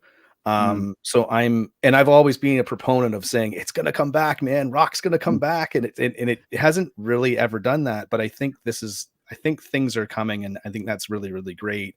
And also I think like, Rockman, you just said like connecting with like artists that like you shouldn't connect with. I felt the same way with Billie Eilish, where I was like, oh God. Yeah. So I don't, Like, She's you know, it was, and incredible. I remember reading an interview with Dave Grohl, and Dave Grohl said that he said he hadn't felt the energy that was kind of around them when he was in Nirvana until he sort of went to a Billie Eilish show. Yeah, same. I saw her too. The same thing. Which I've never seen her live or anything like that, but I was like, really? Like that doesn't okay. And then, but her songwriting ability is, and I think it comes to the fact where, again, when we were talking about this with movies, like great storytelling, and great storytelling should connect with whether you're, you know, 18 years old or 88 years old. Like it really should. You should have some connection to that. And I think great songs that exist from great artists over the last kind of century, I guess, have been able to do that. And that's what makes them iconic and what makes them last forever. And I think we're kind of seeing that again, or at least getting a sense of that sort of bubbling to the surface, which is, as a music fan, really, really exciting. So hopefully it continues. Nice. Yeah, I'm excited. I hope so too. I just gotta say one thing though. Just 2023 was a very musical year for me in a sense where I had stopped recording music and stopped. I write music. Like, we work for Comic-Con. They always need something. Sometimes we need joke songs for the comic book store we work for. There's always like some silly thing to compose, but it's always with an intention of silliness to kind of like mask any type of seriousness. And last year, like let's say like February-ish, the landlords who live downstairs went to Arizona for a month, and I used that time to sing as much as possible, knowing I wasn't actually making any noise and the self-conscious feelings of it. So I ended up finishing these tunes that I wrote like 15 years earlier, but just never got around to finishing. And it was just like, and I'm like, Mom's birthday is around the corner. I don't know what to get her. I'm gonna record these. I'm gonna fucking record these songs. And and ended up finishing them. And it was so great to finish them. And then there's that feeling of, oh, it should have been like this and this. But earlier today, randomly, I'm like, oh, I haven't listened to that in a while. So it's not really an album. I just record these 3 songs that were supposed to be finished like fucking 17 years ago, but ended up finishing them last year and listened to them for the first time where enough distance has happened where you could just hear what it is. And also apparently my homemade mixes sound way better in my bathroom. And all of a sudden all the reverb was doing what it was supposed to do. And these 3 tunes that are like the most personal, fucking super important songs I probably ever wrote in my entire life that I put out, like, under the radar on YouTube, just so they exist. Just be like, if I'm dead tomorrow, I knew how to write. This is the proof. And just took everything I liked about it. Like, I love video games. I love video game music. I love 80s music. I love corny pop songs. I love it in the 80s when the Ramones would have keyboards in it. And, as a teenager, I scoffed at that stuff. I'm like, so lame. God, it's awesome. But, now just leaning into it. So anyway, I am incredibly grateful for the year 2023 because out of everything I could say that it kind of awoke in the monster again. Because my friend passed me some guitar strings and I'm like, well, I'm an asshole if I don't use these guitar strings because they're very nice. And then I'm like, oh, I might as well. What do they sound like when I record? Oh shit, I should record. So it's just this effect of this domino effect. So anyway, 2023 was when my musical soul reawakened, and really grateful for that. If anyone wants to hear these songs, just go on YouTube, Ryan Stick songs. I was gonna say, yeah, where's the pitch? Three of them will pop up, and they all are incredibly personal. So yeah, I'll give it a listen. I think everything that I realized the last couple of years was that is like a good song is a good song is a good song. And I feel like it doesn't matter really who writes it. Great artists have written bad songs, bad artists have written great songs. Like, what's the song? What's the song saying? And what's the story behind it? I think that's what music is about. And for me, Ryan, I totally like, being a kid where you're like, I don't listen to this band. I don't listen to these guys because when I was in high school, these other guys over here, and gals sometimes, but mostly dudes, like them. So I don't like them. And I remember this recently, I just caught a clip online of like the Tragically Hip when they were on. I never listened to the Tragically Hip when I was in high school because it just wasn't my thing. But someone posted a clip of when they were on Saturday Night Live, and Dan Aykroyd was the host, and of course the Canadian connection. He got to introduce them, and they played Grace 2 was the first song they played. Wow. And it's like nobody really knew them in the States right at that time. Like nobody really knew who they were, and it's a great performance. Of course, obviously, Gord has passed away and stuff, and they'll never be coming back. But it's just things like that. When you look at them in retrospect, you're like, that's a great tune by a band that was like on the cusp of doing something big in a giant market, which is still the US to this day. I love that shit. And I think going back and finding tracks like that too is always awesome. So it's great that you actually did that with your own stuff too, which is wicked. So I'll definitely be checking it out. Yeah, it's really, like I said, a lot of things I do is kind of masked in cartoonish silliness. So to just not kind of be, but it is silly. But that's the thing. It's like dealing with some really serious stuff. Like well, to get heavy for just a second, this Christmas will be the 20-year anniversary since I discovered I got cancer 20 years ago. Like on Christmas Eve, I found like the lumps in my neck and stuff. So like on Boxing Day, that's when the thing happened. And then, it's a week of tests and all that. So even New Year's Eve 20 years ago was like, holy shit, I got out of doing tests just to be able to watch my friends get drunk and then start chemotherapy in a week. So it's like, and the songs were kind of like, one of the songs is kind of about that, but it's just like, how do you do that without looking like you take yourself too seriously? So it's like, in a way, it sounds like a totally cheesy 80s Ramones pop song with synthesizers, and it's the catchiest thing you've ever fucking heard. But at the same time, it's like, that's the way I kind of like being serious, because that's the same reason why I like cartoons that have serious messages. It's always kind of like nice to not walk into something that's supposed to be as sad and intense as Iron Claw, but then will surprise you. Like when the Justice League cartoon will do that or something. Yeah. Like it's like I like disarming people with a serious message by portraying it as something much more light, and then like, oh wait a second, this is kind of fucked up. Yeah. I know we're about to jump into video games, but I saw this meme the other day where it's like, I was today years old when I realized in Mario 64 that Bowser, the entire game is Bowser watching in a monitor because it's his henchman on the cloud videotaping you, and that's why you can hear him laughing every time you die. And I'm like, fuck, that makes that game so much better. So deep now. Yeah. Anyway. Yeah. All right. Well, speaking of video games, thanks for letting me emote internet. Yeah, no, all good, man. All good. Yeah. And I'm glad you got to do that, Ryan. I think that's really important that you're able to, like projects like that. Like we all have our own little pet projects. We all have little projects that are, listen, and putting music out in any way, shape, or form. Fucking super vulnerable. Doing anything in the public eye is vulnerable. We all know that, and it's really tough. And it's and you can take a lot of criticism, a lot of flack, and it takes a lot of guts. And sometimes you're like, oh fuck it, why bother? But the fact that you finished them for the right reasons, it's great. Yeah. All right, keep doing it too, man. Keep doing it, because a lot of people don't. A lot of people give up. A lot of people no. You got you got to do it doing for the it, right and reasons. good things will always happen, and a lot of it's I don't think that's appreciated a lot online, especially nowadays. But I think that's the key thing, man. It's which is why I think we all do kind of what we do, right? So well, even right now, like all I ever wanted to do, especially like the fear of like dying like 20 years ago, it's just like I didn't feel like there was any footprint back then, because there was no YouTube yet. 20 years ago, there's nothing.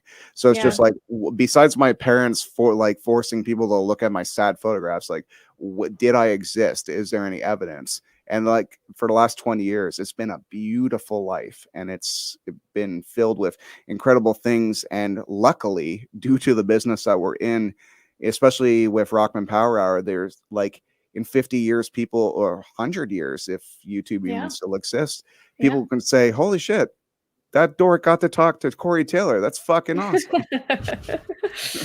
I love that. Yeah. All right. We've got to move on because we got a few more things to get to. And I at least this one's going to go quicker because there's two of us that do not play only video two. Games. Yeah.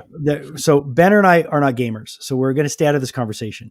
But we're going to let Naomi and Ryan tell us their favorite games of 2023. And let's start with you, Naomi. All right. One that's been around for very long, but I really got into this year is Minecraft. Maybe that's a good one for you, Jason. I don't know. I think you. Anyways, I love that game. What were you Is gonna it say? as complicated as Tetris, or is it? I've seen. Listen, I've watched my kids play Minecraft, and they've said the same thing to me. They go, "Dad, this is you could get into this one." I'll tell you this. It was this year that I got back into it, and it's because I had my brother visit me out here, and he's on the spectrum, and he's 32 years old, and has never played a game in his life. And we brought him out here, and we know that he loves Legos, like IRL Legos, and we got him to play Minecraft here at a console at the house, and he fell in love with it, and he grasped it in a way that I didn't think was even possible, because he's much older. He's never played video games. He's a TV guy, or like builds things. And so to have him play a video game and like pick it up relatively quickly, and now he's like playing it every single night. Like after his job is done, he goes home and he like hops on a FaceTime call with our cousin, and and I hop on too. And so we've been like playing on a server with our like basically it's a family affair. It's like my sister, myself, my cousin, and my brother. And we build on this realm that we have, and it's been really magical to go back to that world. So even though it didn't come out in 2023, it's on my list just for that reason alone. But yeah, beyond that, there's obviously some amazing games that came out this year. I think this year was a very hard year for video game devs and studios, as when it comes to like jobs and things that happen in the industry. But when it came to games and quality video games that came out this year, it's like unheard. It's like the year of games. Like it was some of the best games that have come out, I think, ever. You've got Diablo 4, which I played a ton when it came out. That's at the top of my list, because I remember just hopping on late at night when it first came out, and we were playing nonstop every night with like a clan, and we just had the most fun, like just raiding and leveling up our characters. So that's on my list. Beyond that, Tears of the Kingdom has to go up there, obviously. And one of the big ones that I thought like people loved it at first, and then it kind of went downhill. People started review bombing it. But Starfield was another one that was very hotly anticipated. It's from the makers of Fallout, Bethesda. And that one it's like the space exploration game that everyone I think hyped it up to be maybe more massive than it was, but I still think they delivered on it. I still think they did a really good job. The things that you can do in Starfield, it's a classic Bethesda game. Like it's not going to reinvent the wheel, but it's very like if you want a space exploration game, like in the vein of what Skyrim was back in the day for medieval times and for fantasy genre. Okay. Starfield delivers when it comes to sci-fi. And I know I'm missing a really big one. I think it won Baldur's Gate 3. Whew, almost forgot that one. But Baldur's Gate 3 is so D&D, the movie, it's that's the same thing, right? Baldur's Gate is mentioned in the movie. It's part of the D&D canon, like it's part of the universe when you play IRL RPG games. And it's Baldur's Gate 3 did an amazing job. It's a smaller studio that like crushed it at the awards, crushed it. Like this game is continually referenced. People still are playing it to the nth degree, and it's just really, it's a really fun experience. It's kind of like if you like role playing in any capacity, you're gonna love this game. And yeah, I loved it myself too. I thought it was really accessible. It's not too overwhelming if you're like somebody who already plays video games. I think you can really get into it. And I think it's great storytelling. Like some of the voice actors' performances in that game were so incredible, like beyond memorable. The music, everything. And to note, and it kind of felt like a AAA game, but it was not made from a AAA studio. Anyways, that's my spiel. Nice. Those are the games. There's a lot. I know you guys don't know like all the games that I mentioned, but no, but what's great is that they know. Yeah, and that's the thing, that the people that do listen, like, and I know that like guys like Ben and I are like we are in the minority when it comes to this. Like the majority of people do love video games. So I'm glad that we're able to have you come on and give us your best of 2023. Ryan. That's well, I'm currently like in my I gotta finish this. I gotta get through this to get my life back. Mode of Tears of the Kingdom, just because it's like, and Naomi, because you play the game so much. Obviously, you've I'm assuming you're pretty far in it, correct? I just kind of got to the depths. So that's basically like Tears of the Kingdom, like the top realm. There's a sky realm, right? And then depths is like that times 2. So it's like I'm still inching my way. I told myself I'm gonna keep going at it throughout the year and like see when I finish.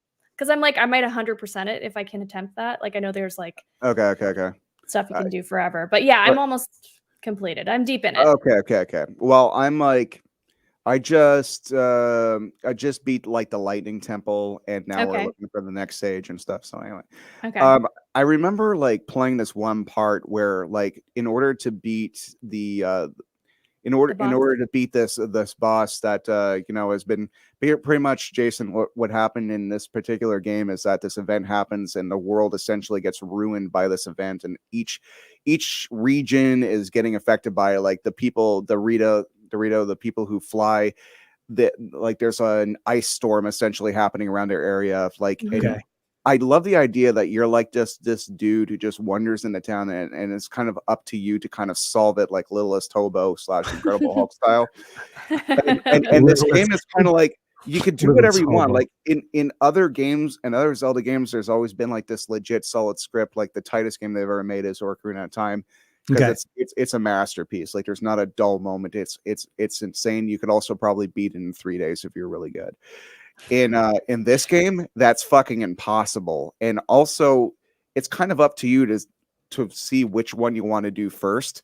And the choice of maybe I'll do this, maybe I'll do that. That's what's taking so long, because there's all these other little things. If you talk to someone in the town, they could say, I lost my dog. Not literally, but essentially like that. And you're like, I got to find this fucking dog. It's 2:30 in the morning.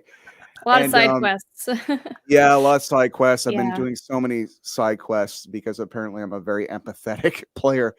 And I really, I don't know, Tears from the Kingdom, there's this one boss where you're like literally in free fall, and the only way to beat him, and it's fucking beautiful. And it just makes you think, how the fuck did they think of this? And not only that, how after 40 years of Zelda's existence is it still innovating? Is it still not repeating itself? If it's still being so interesting and cool? And that's really what I love about Tears of the Kingdom, because I have a Zelda tattoo, and I'm very proud of it, because every game that comes out, I've never rolled my eyes. And even when they change things up, I know some people that didn't dig Breath of the Wild and Tears of the Kingdom.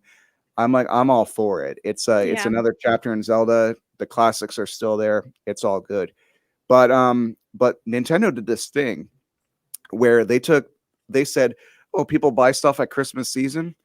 We're going to release everything you've ever wanted as a Nintendo fan in the like 5 weeks before Christmas, where they release Mario RPG, this like remake of one of my favorite Super Nintendo games. They put out Super Mario Wonder, which is bonkers. I still haven't played that one. I've only played the first few levels, and I'm like, oh, this is good. I need to wait in order to play this properly. And also, as a loyal Nintendo guy who's never had an Xbox and only has had a PlayStation 3 to like literally play Blu-rays on, they released the Arkham trilogy, this incredible Batman series. Yeah. And I've played Arkham City, but I've never played Asylum, and I've never played Arkham Knight. You gotta. I know, and now I get to, because it's finally like they threw Nintendo a bone. And Jason, I gotta say, like, you won't like this, you won't play this game, but you might even watch someone play this game. It's Kevin Conroy's like last foray into Batman. Yeah, I've heard that.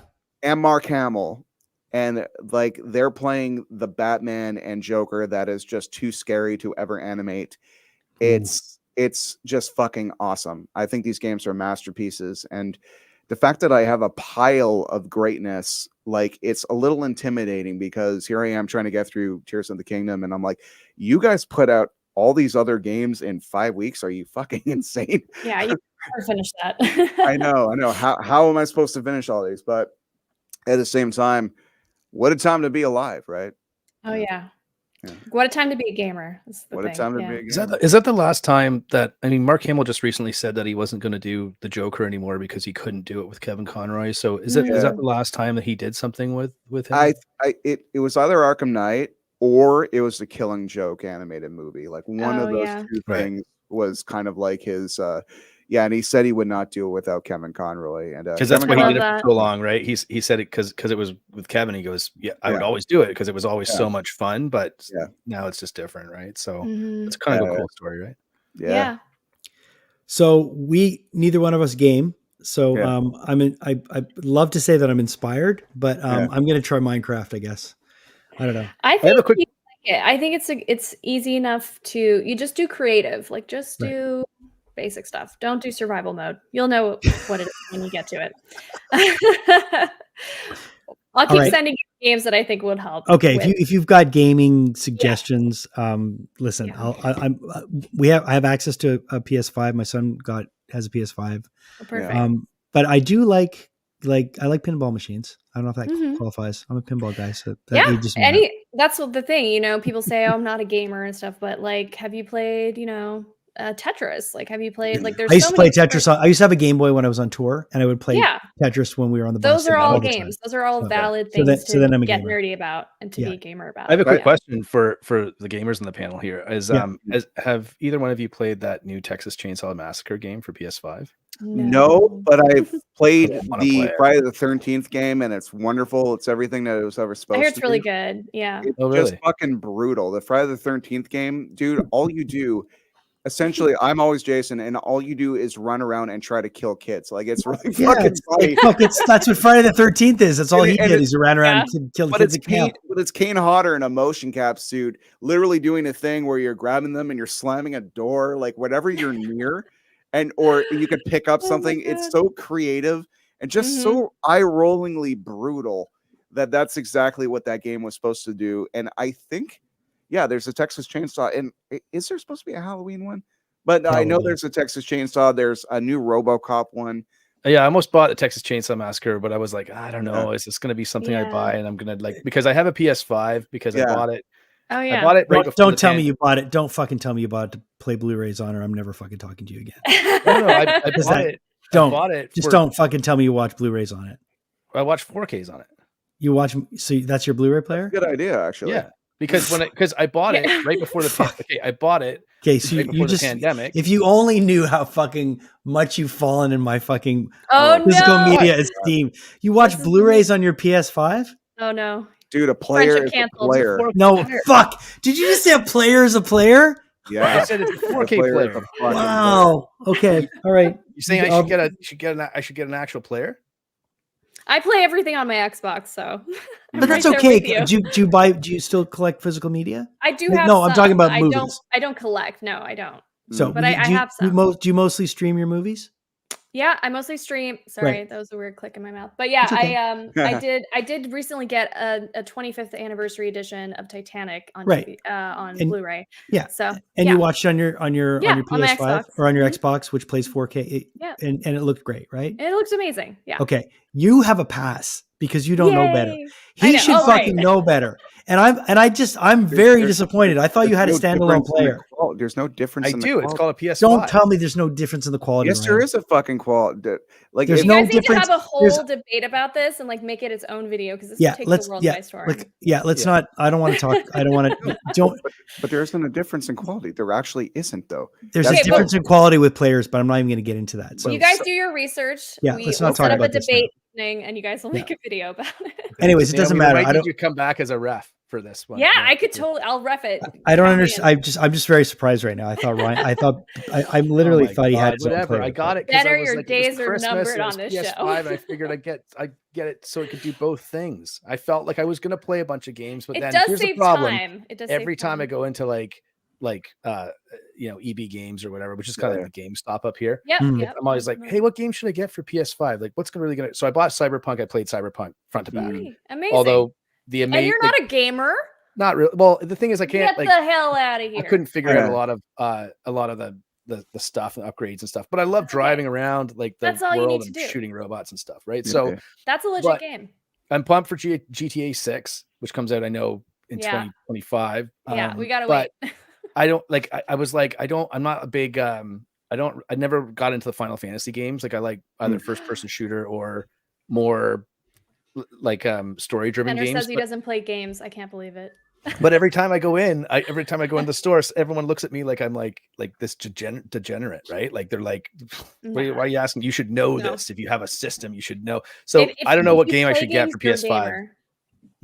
If you play games, you're a gamer. Yeah. Okay. I would. And you went to EB Games. That's like half the battle. He left the broadcast, and I don't even want to hear about him tell me that it's not the same player. It's tell me that players player.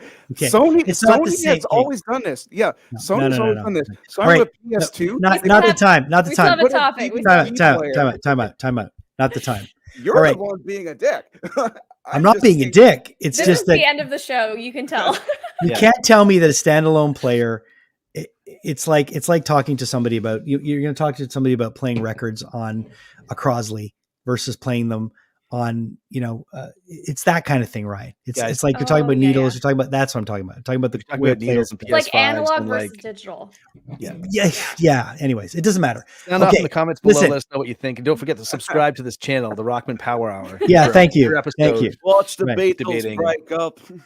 All right, so listen, we've been on for a while. I know that Naomi's probably got a lot more things to do than sit here and listen to us fucking old men arguing about players. But I want to quickly wrap this up because we're not going to be able to get through to all the questions. There's no way because we're too spirited. But just lastly, what is the one thing, whether it be movie, TV show, music, video game, that you're the most excited about for 2024? The one thing, and starting with you, Naomi.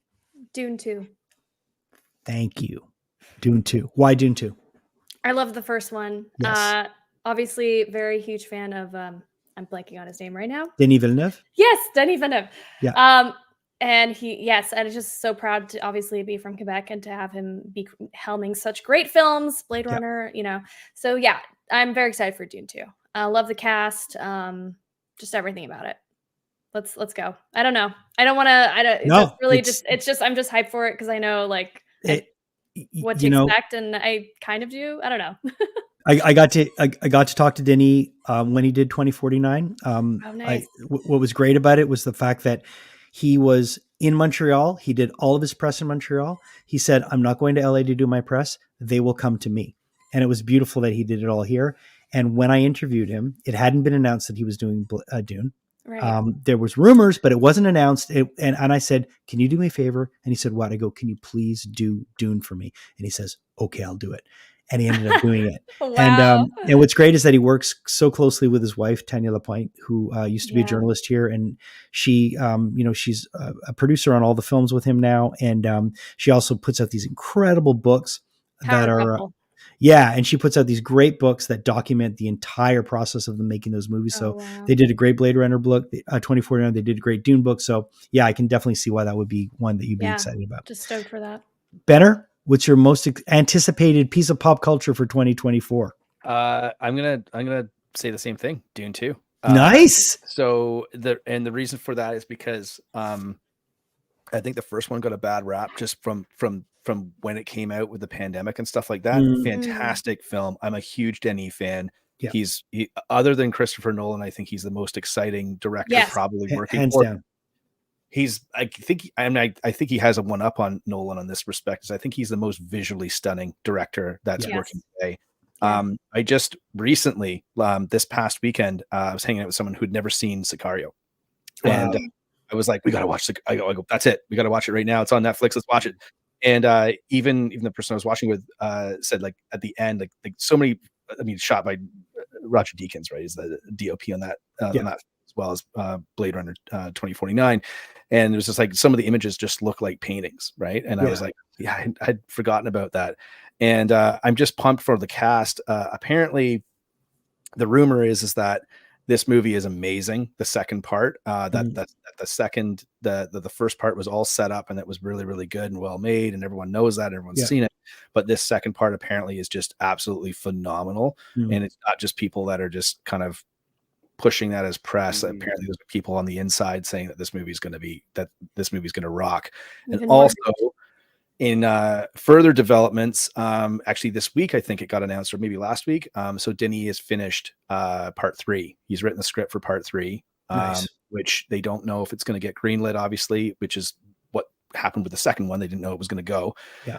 The first one came out. So as long as the second one is going to do well, then I think then they're gonna do Dune 3, which will kind of complete the trilogy. And it does seem like he's a guy that's like, this is his thing. He's going to see it the way through. There was some talk that he might do another film and then Dune 3, but I'm not sure if that's actually going to happen. I think he's really just going to go back in and do Dune 3, which by the sounds of it, that sounds like that's going to be the trajectory of where he's going to go next, which is really, really cool. Yeah. But also just like I just think it's got a great cast. I love who they've casted as the other characters in part 2, like Florence Pugh coming on, of course, you know, the best actor of all time, Christopher Walken, coming in. And I'm not too familiar with the books because I could never really get into them. But I do like the Don't story. worry about it, dude. Everybody says they read them. Everyone says no one's read them. Audiobooks, that's the secret. But it is. But I am pumped. I know, and it just like I'm just excited for that film. I saw the first one twice in the theater. First time I saw it in IMAX, and it was mind-boggling in IMAX. So that's going to be my go-to. I think is going to be Dune 2 in IMAX. Ryan? A few years ago, Kevin Smith put out this really cool He-Man show called Master of the Universe Revelations. Yep.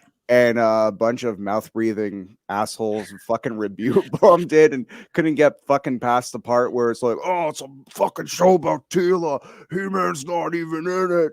And it's like the first episode is this beautiful, crazy, like Skeletor and all the bad guys get their shit together and literally invade Eternia, and He-Man essentially sacrifices himself, and in doing so, you see that he transforms back into Prince Adam, and Skeletor, as voiced by Mark Hamill, is like, oh my God, he's just a boy. And it made me think of Spider-Man 2 when, you know, after he stops the train, they're like, oh my God, he's just a kid. He's no older than my son. We think Spider-Man is not like this. So anyway, this, you know, all the respect to He-Man, but that Funimation cartoon is not very deep, you know? So just to see He-Man kind of done with that kind of severity and seriousness, I was all in, and they made every single, and as a result of making He-Man disappear for like 3 episodes out of 5, calm the fuck down, everybody. The Netflix, unbeknownst to Kevin Smith, he did not know they do this. Netflix put it in 2 parts. So 4 episodes there, then a few months later, another 4 episodes.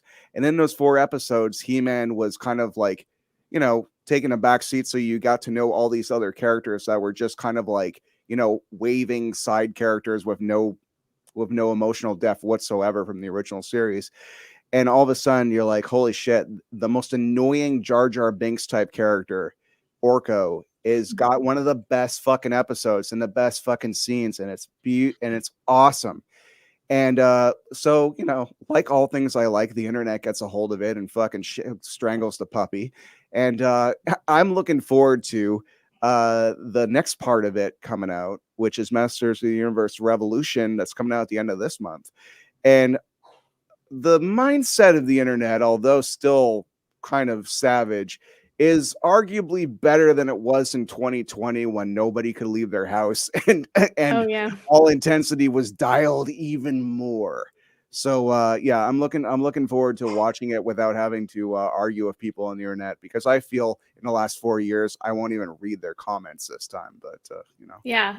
Never look at the comments. No. It's just like a bag of all right. Well, I'll tell you, I have to make it 3 of 4.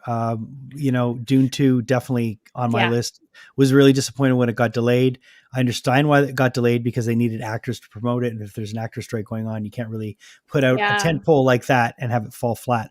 But Dune 2. I mean, being a massive fan of Denise, and the other one that I'm really, really excited for is Maxine. Again, I was talking about Mia Goth, and this is the trilogy, the Ty West trilogy, that's going to complete going from X to Pearl to Maxine. I think it's one that's super highly anticipated by a lot of people that enjoyed both of those movies. So, and I think it's coming out in 2024. So yeah, there you go. Well, listen, guys, I appreciate you really, really coming on. It really was nice to chat. It was nice to get your takes on what you enjoyed in 2023. And it was really nice to to discover that Benner doesn't have a standalone fucking Blu-ray player. I want to let you guys know, both you and Naomi, Benner and Naomi, you're both going to be receiving a gift set of Heartbeat hot sauce. Yeah, amazing. Yeah. I thought you were going to say they're going to receive promo of that. I was like, I hope player. you get them. You're Ryan. You're gonna Benner. You're gonna get a bag of shit in the mail, Thanks. and you're gonna get some Heartbeat hot sauce. You're gonna get some Heartbeat hot sauce. So thank you to our sponsors, Heartbeat hot sauce, the heartbeat of the Rockman Power Hour. And if you use our promo code Rockman20, you get 20% off your order. I know, Benner, you talked about it when we got on, or I think either before we got on, or right before we were going to broadcast. But you said how you liked it. But Naomi, if you haven't tried it yet, it's phenomenal hot sauce from Thunder Bay, Ontario. And I love hot sauce. You're gonna love it. It's gonna be it's gonna be your go-to. So thank you to Heartbeat Hot Sauce. Thank you to our friends at Studio House Designs, and thank you to both of you for joining us on the podcast. Thanks for having me. Great. Lastly, Naomi, where can people find you? Just look up Naomi Kyle pretty much everywhere on the internet. You can find my YouTube channel. I'm pretty active on there. It's just Naomi Kyle, and my music, it's Plaything Naomi Kyle. Just look it up on Spotify and all the other places you find music. Yeah. And new music coming 2024? Yeah. Yes. Well. So when it is released and when you're pushing it, come back on. We'll talk about that. I'd love to. Yes. Thank you. Yeah. I can come out and promote it and, maybe share some of the samples of it or whatever. 100%. Benner, where can people find you? Besides at Best Buy getting a Blu-ray player. 4K Blu-ray player. I don't shop at Best Buy anymore because they don't have physical media. That's true. They removed it just recently. Just want to say, shots fired. Blade Runner, right? Nice. Right. No, it's not real. It's a prop, but it's Blade Runner. Yeah, I was going to say. All right, go ahead. That's video demonetized. Benner's like, whoa. No. Yeah, you can find us online. Black Fawn Distro, at Black Fawn Distro is our handle on Instagram. So give us a follow there. And also that's how you can find us on YouTube. So those are the two main platforms we're pushing. Of course, you can find us on Twitter or X or whatever they're calling it now as well. But typically we're most active on Instagram and YouTube. And we're trying to get to that magical 1,000 subscriber number on YouTube. So any help that anyone out there can give us, that would be great. But of course, I host 90s Night and some other shows that we have on there with my co-host, which I would be bad if I did not mention, but Kels McNells, who piped in earlier, but couldn't do it without her. And she's awesome. She's been an amazing partner in crime as we kind of do this podcast kind of journey together. She's very, very well respected in the horror community, and she's got a lot of stuff going on as well. And you can check out her show as well on our YouTube channel, which is called Streams and Screams, which is where she promotes kind of what you can check out online on the streaming platforms. And of course, I do my own movie reviews to let people know what they can check out on either 4K Blu-ray or in theaters as well. So Black Fawn Distro, we took kind of a break in 2023 just because we weren't sure kind of how things were going to settle. But we've got a lot of really, really cool and exciting projects coming up in 2024. So keep an eye out for those. Lots of some cool movies, and we're just kind of finalizing some deals and getting some stuff in place. It's going to be a really, really exciting year for us, and we definitely appreciate everyone's support. And again, thanks to you guys for having us on and letting us say that stuff sometimes. Thanks. Yeah, and I saw Chad's new movie, so I'm if that's coming out in 2024, which I hope it is, that was a really, really good one. So. Yeah. So news on that coming. That's our sister company, Black Fawn Films. But he's just sort of like working through the finishing touches on that one. So you should hear some stuff. It's going to eventually be with distribution once it goes to physical media. So we'll see. We don't know yet. We have no idea. So we'll do our best. Well, I'll be sure when it does to let them know what it looks like on a real 4K player. All right, guys, thank you so much for joining us. We appreciate it. I'm Jason Rock. We're going to let this go. This is Ryan. Shut up. It's my fucking show. Really thank you guys for being here. And until next time, we'll see you on the Rockman Power Hour. Amazing.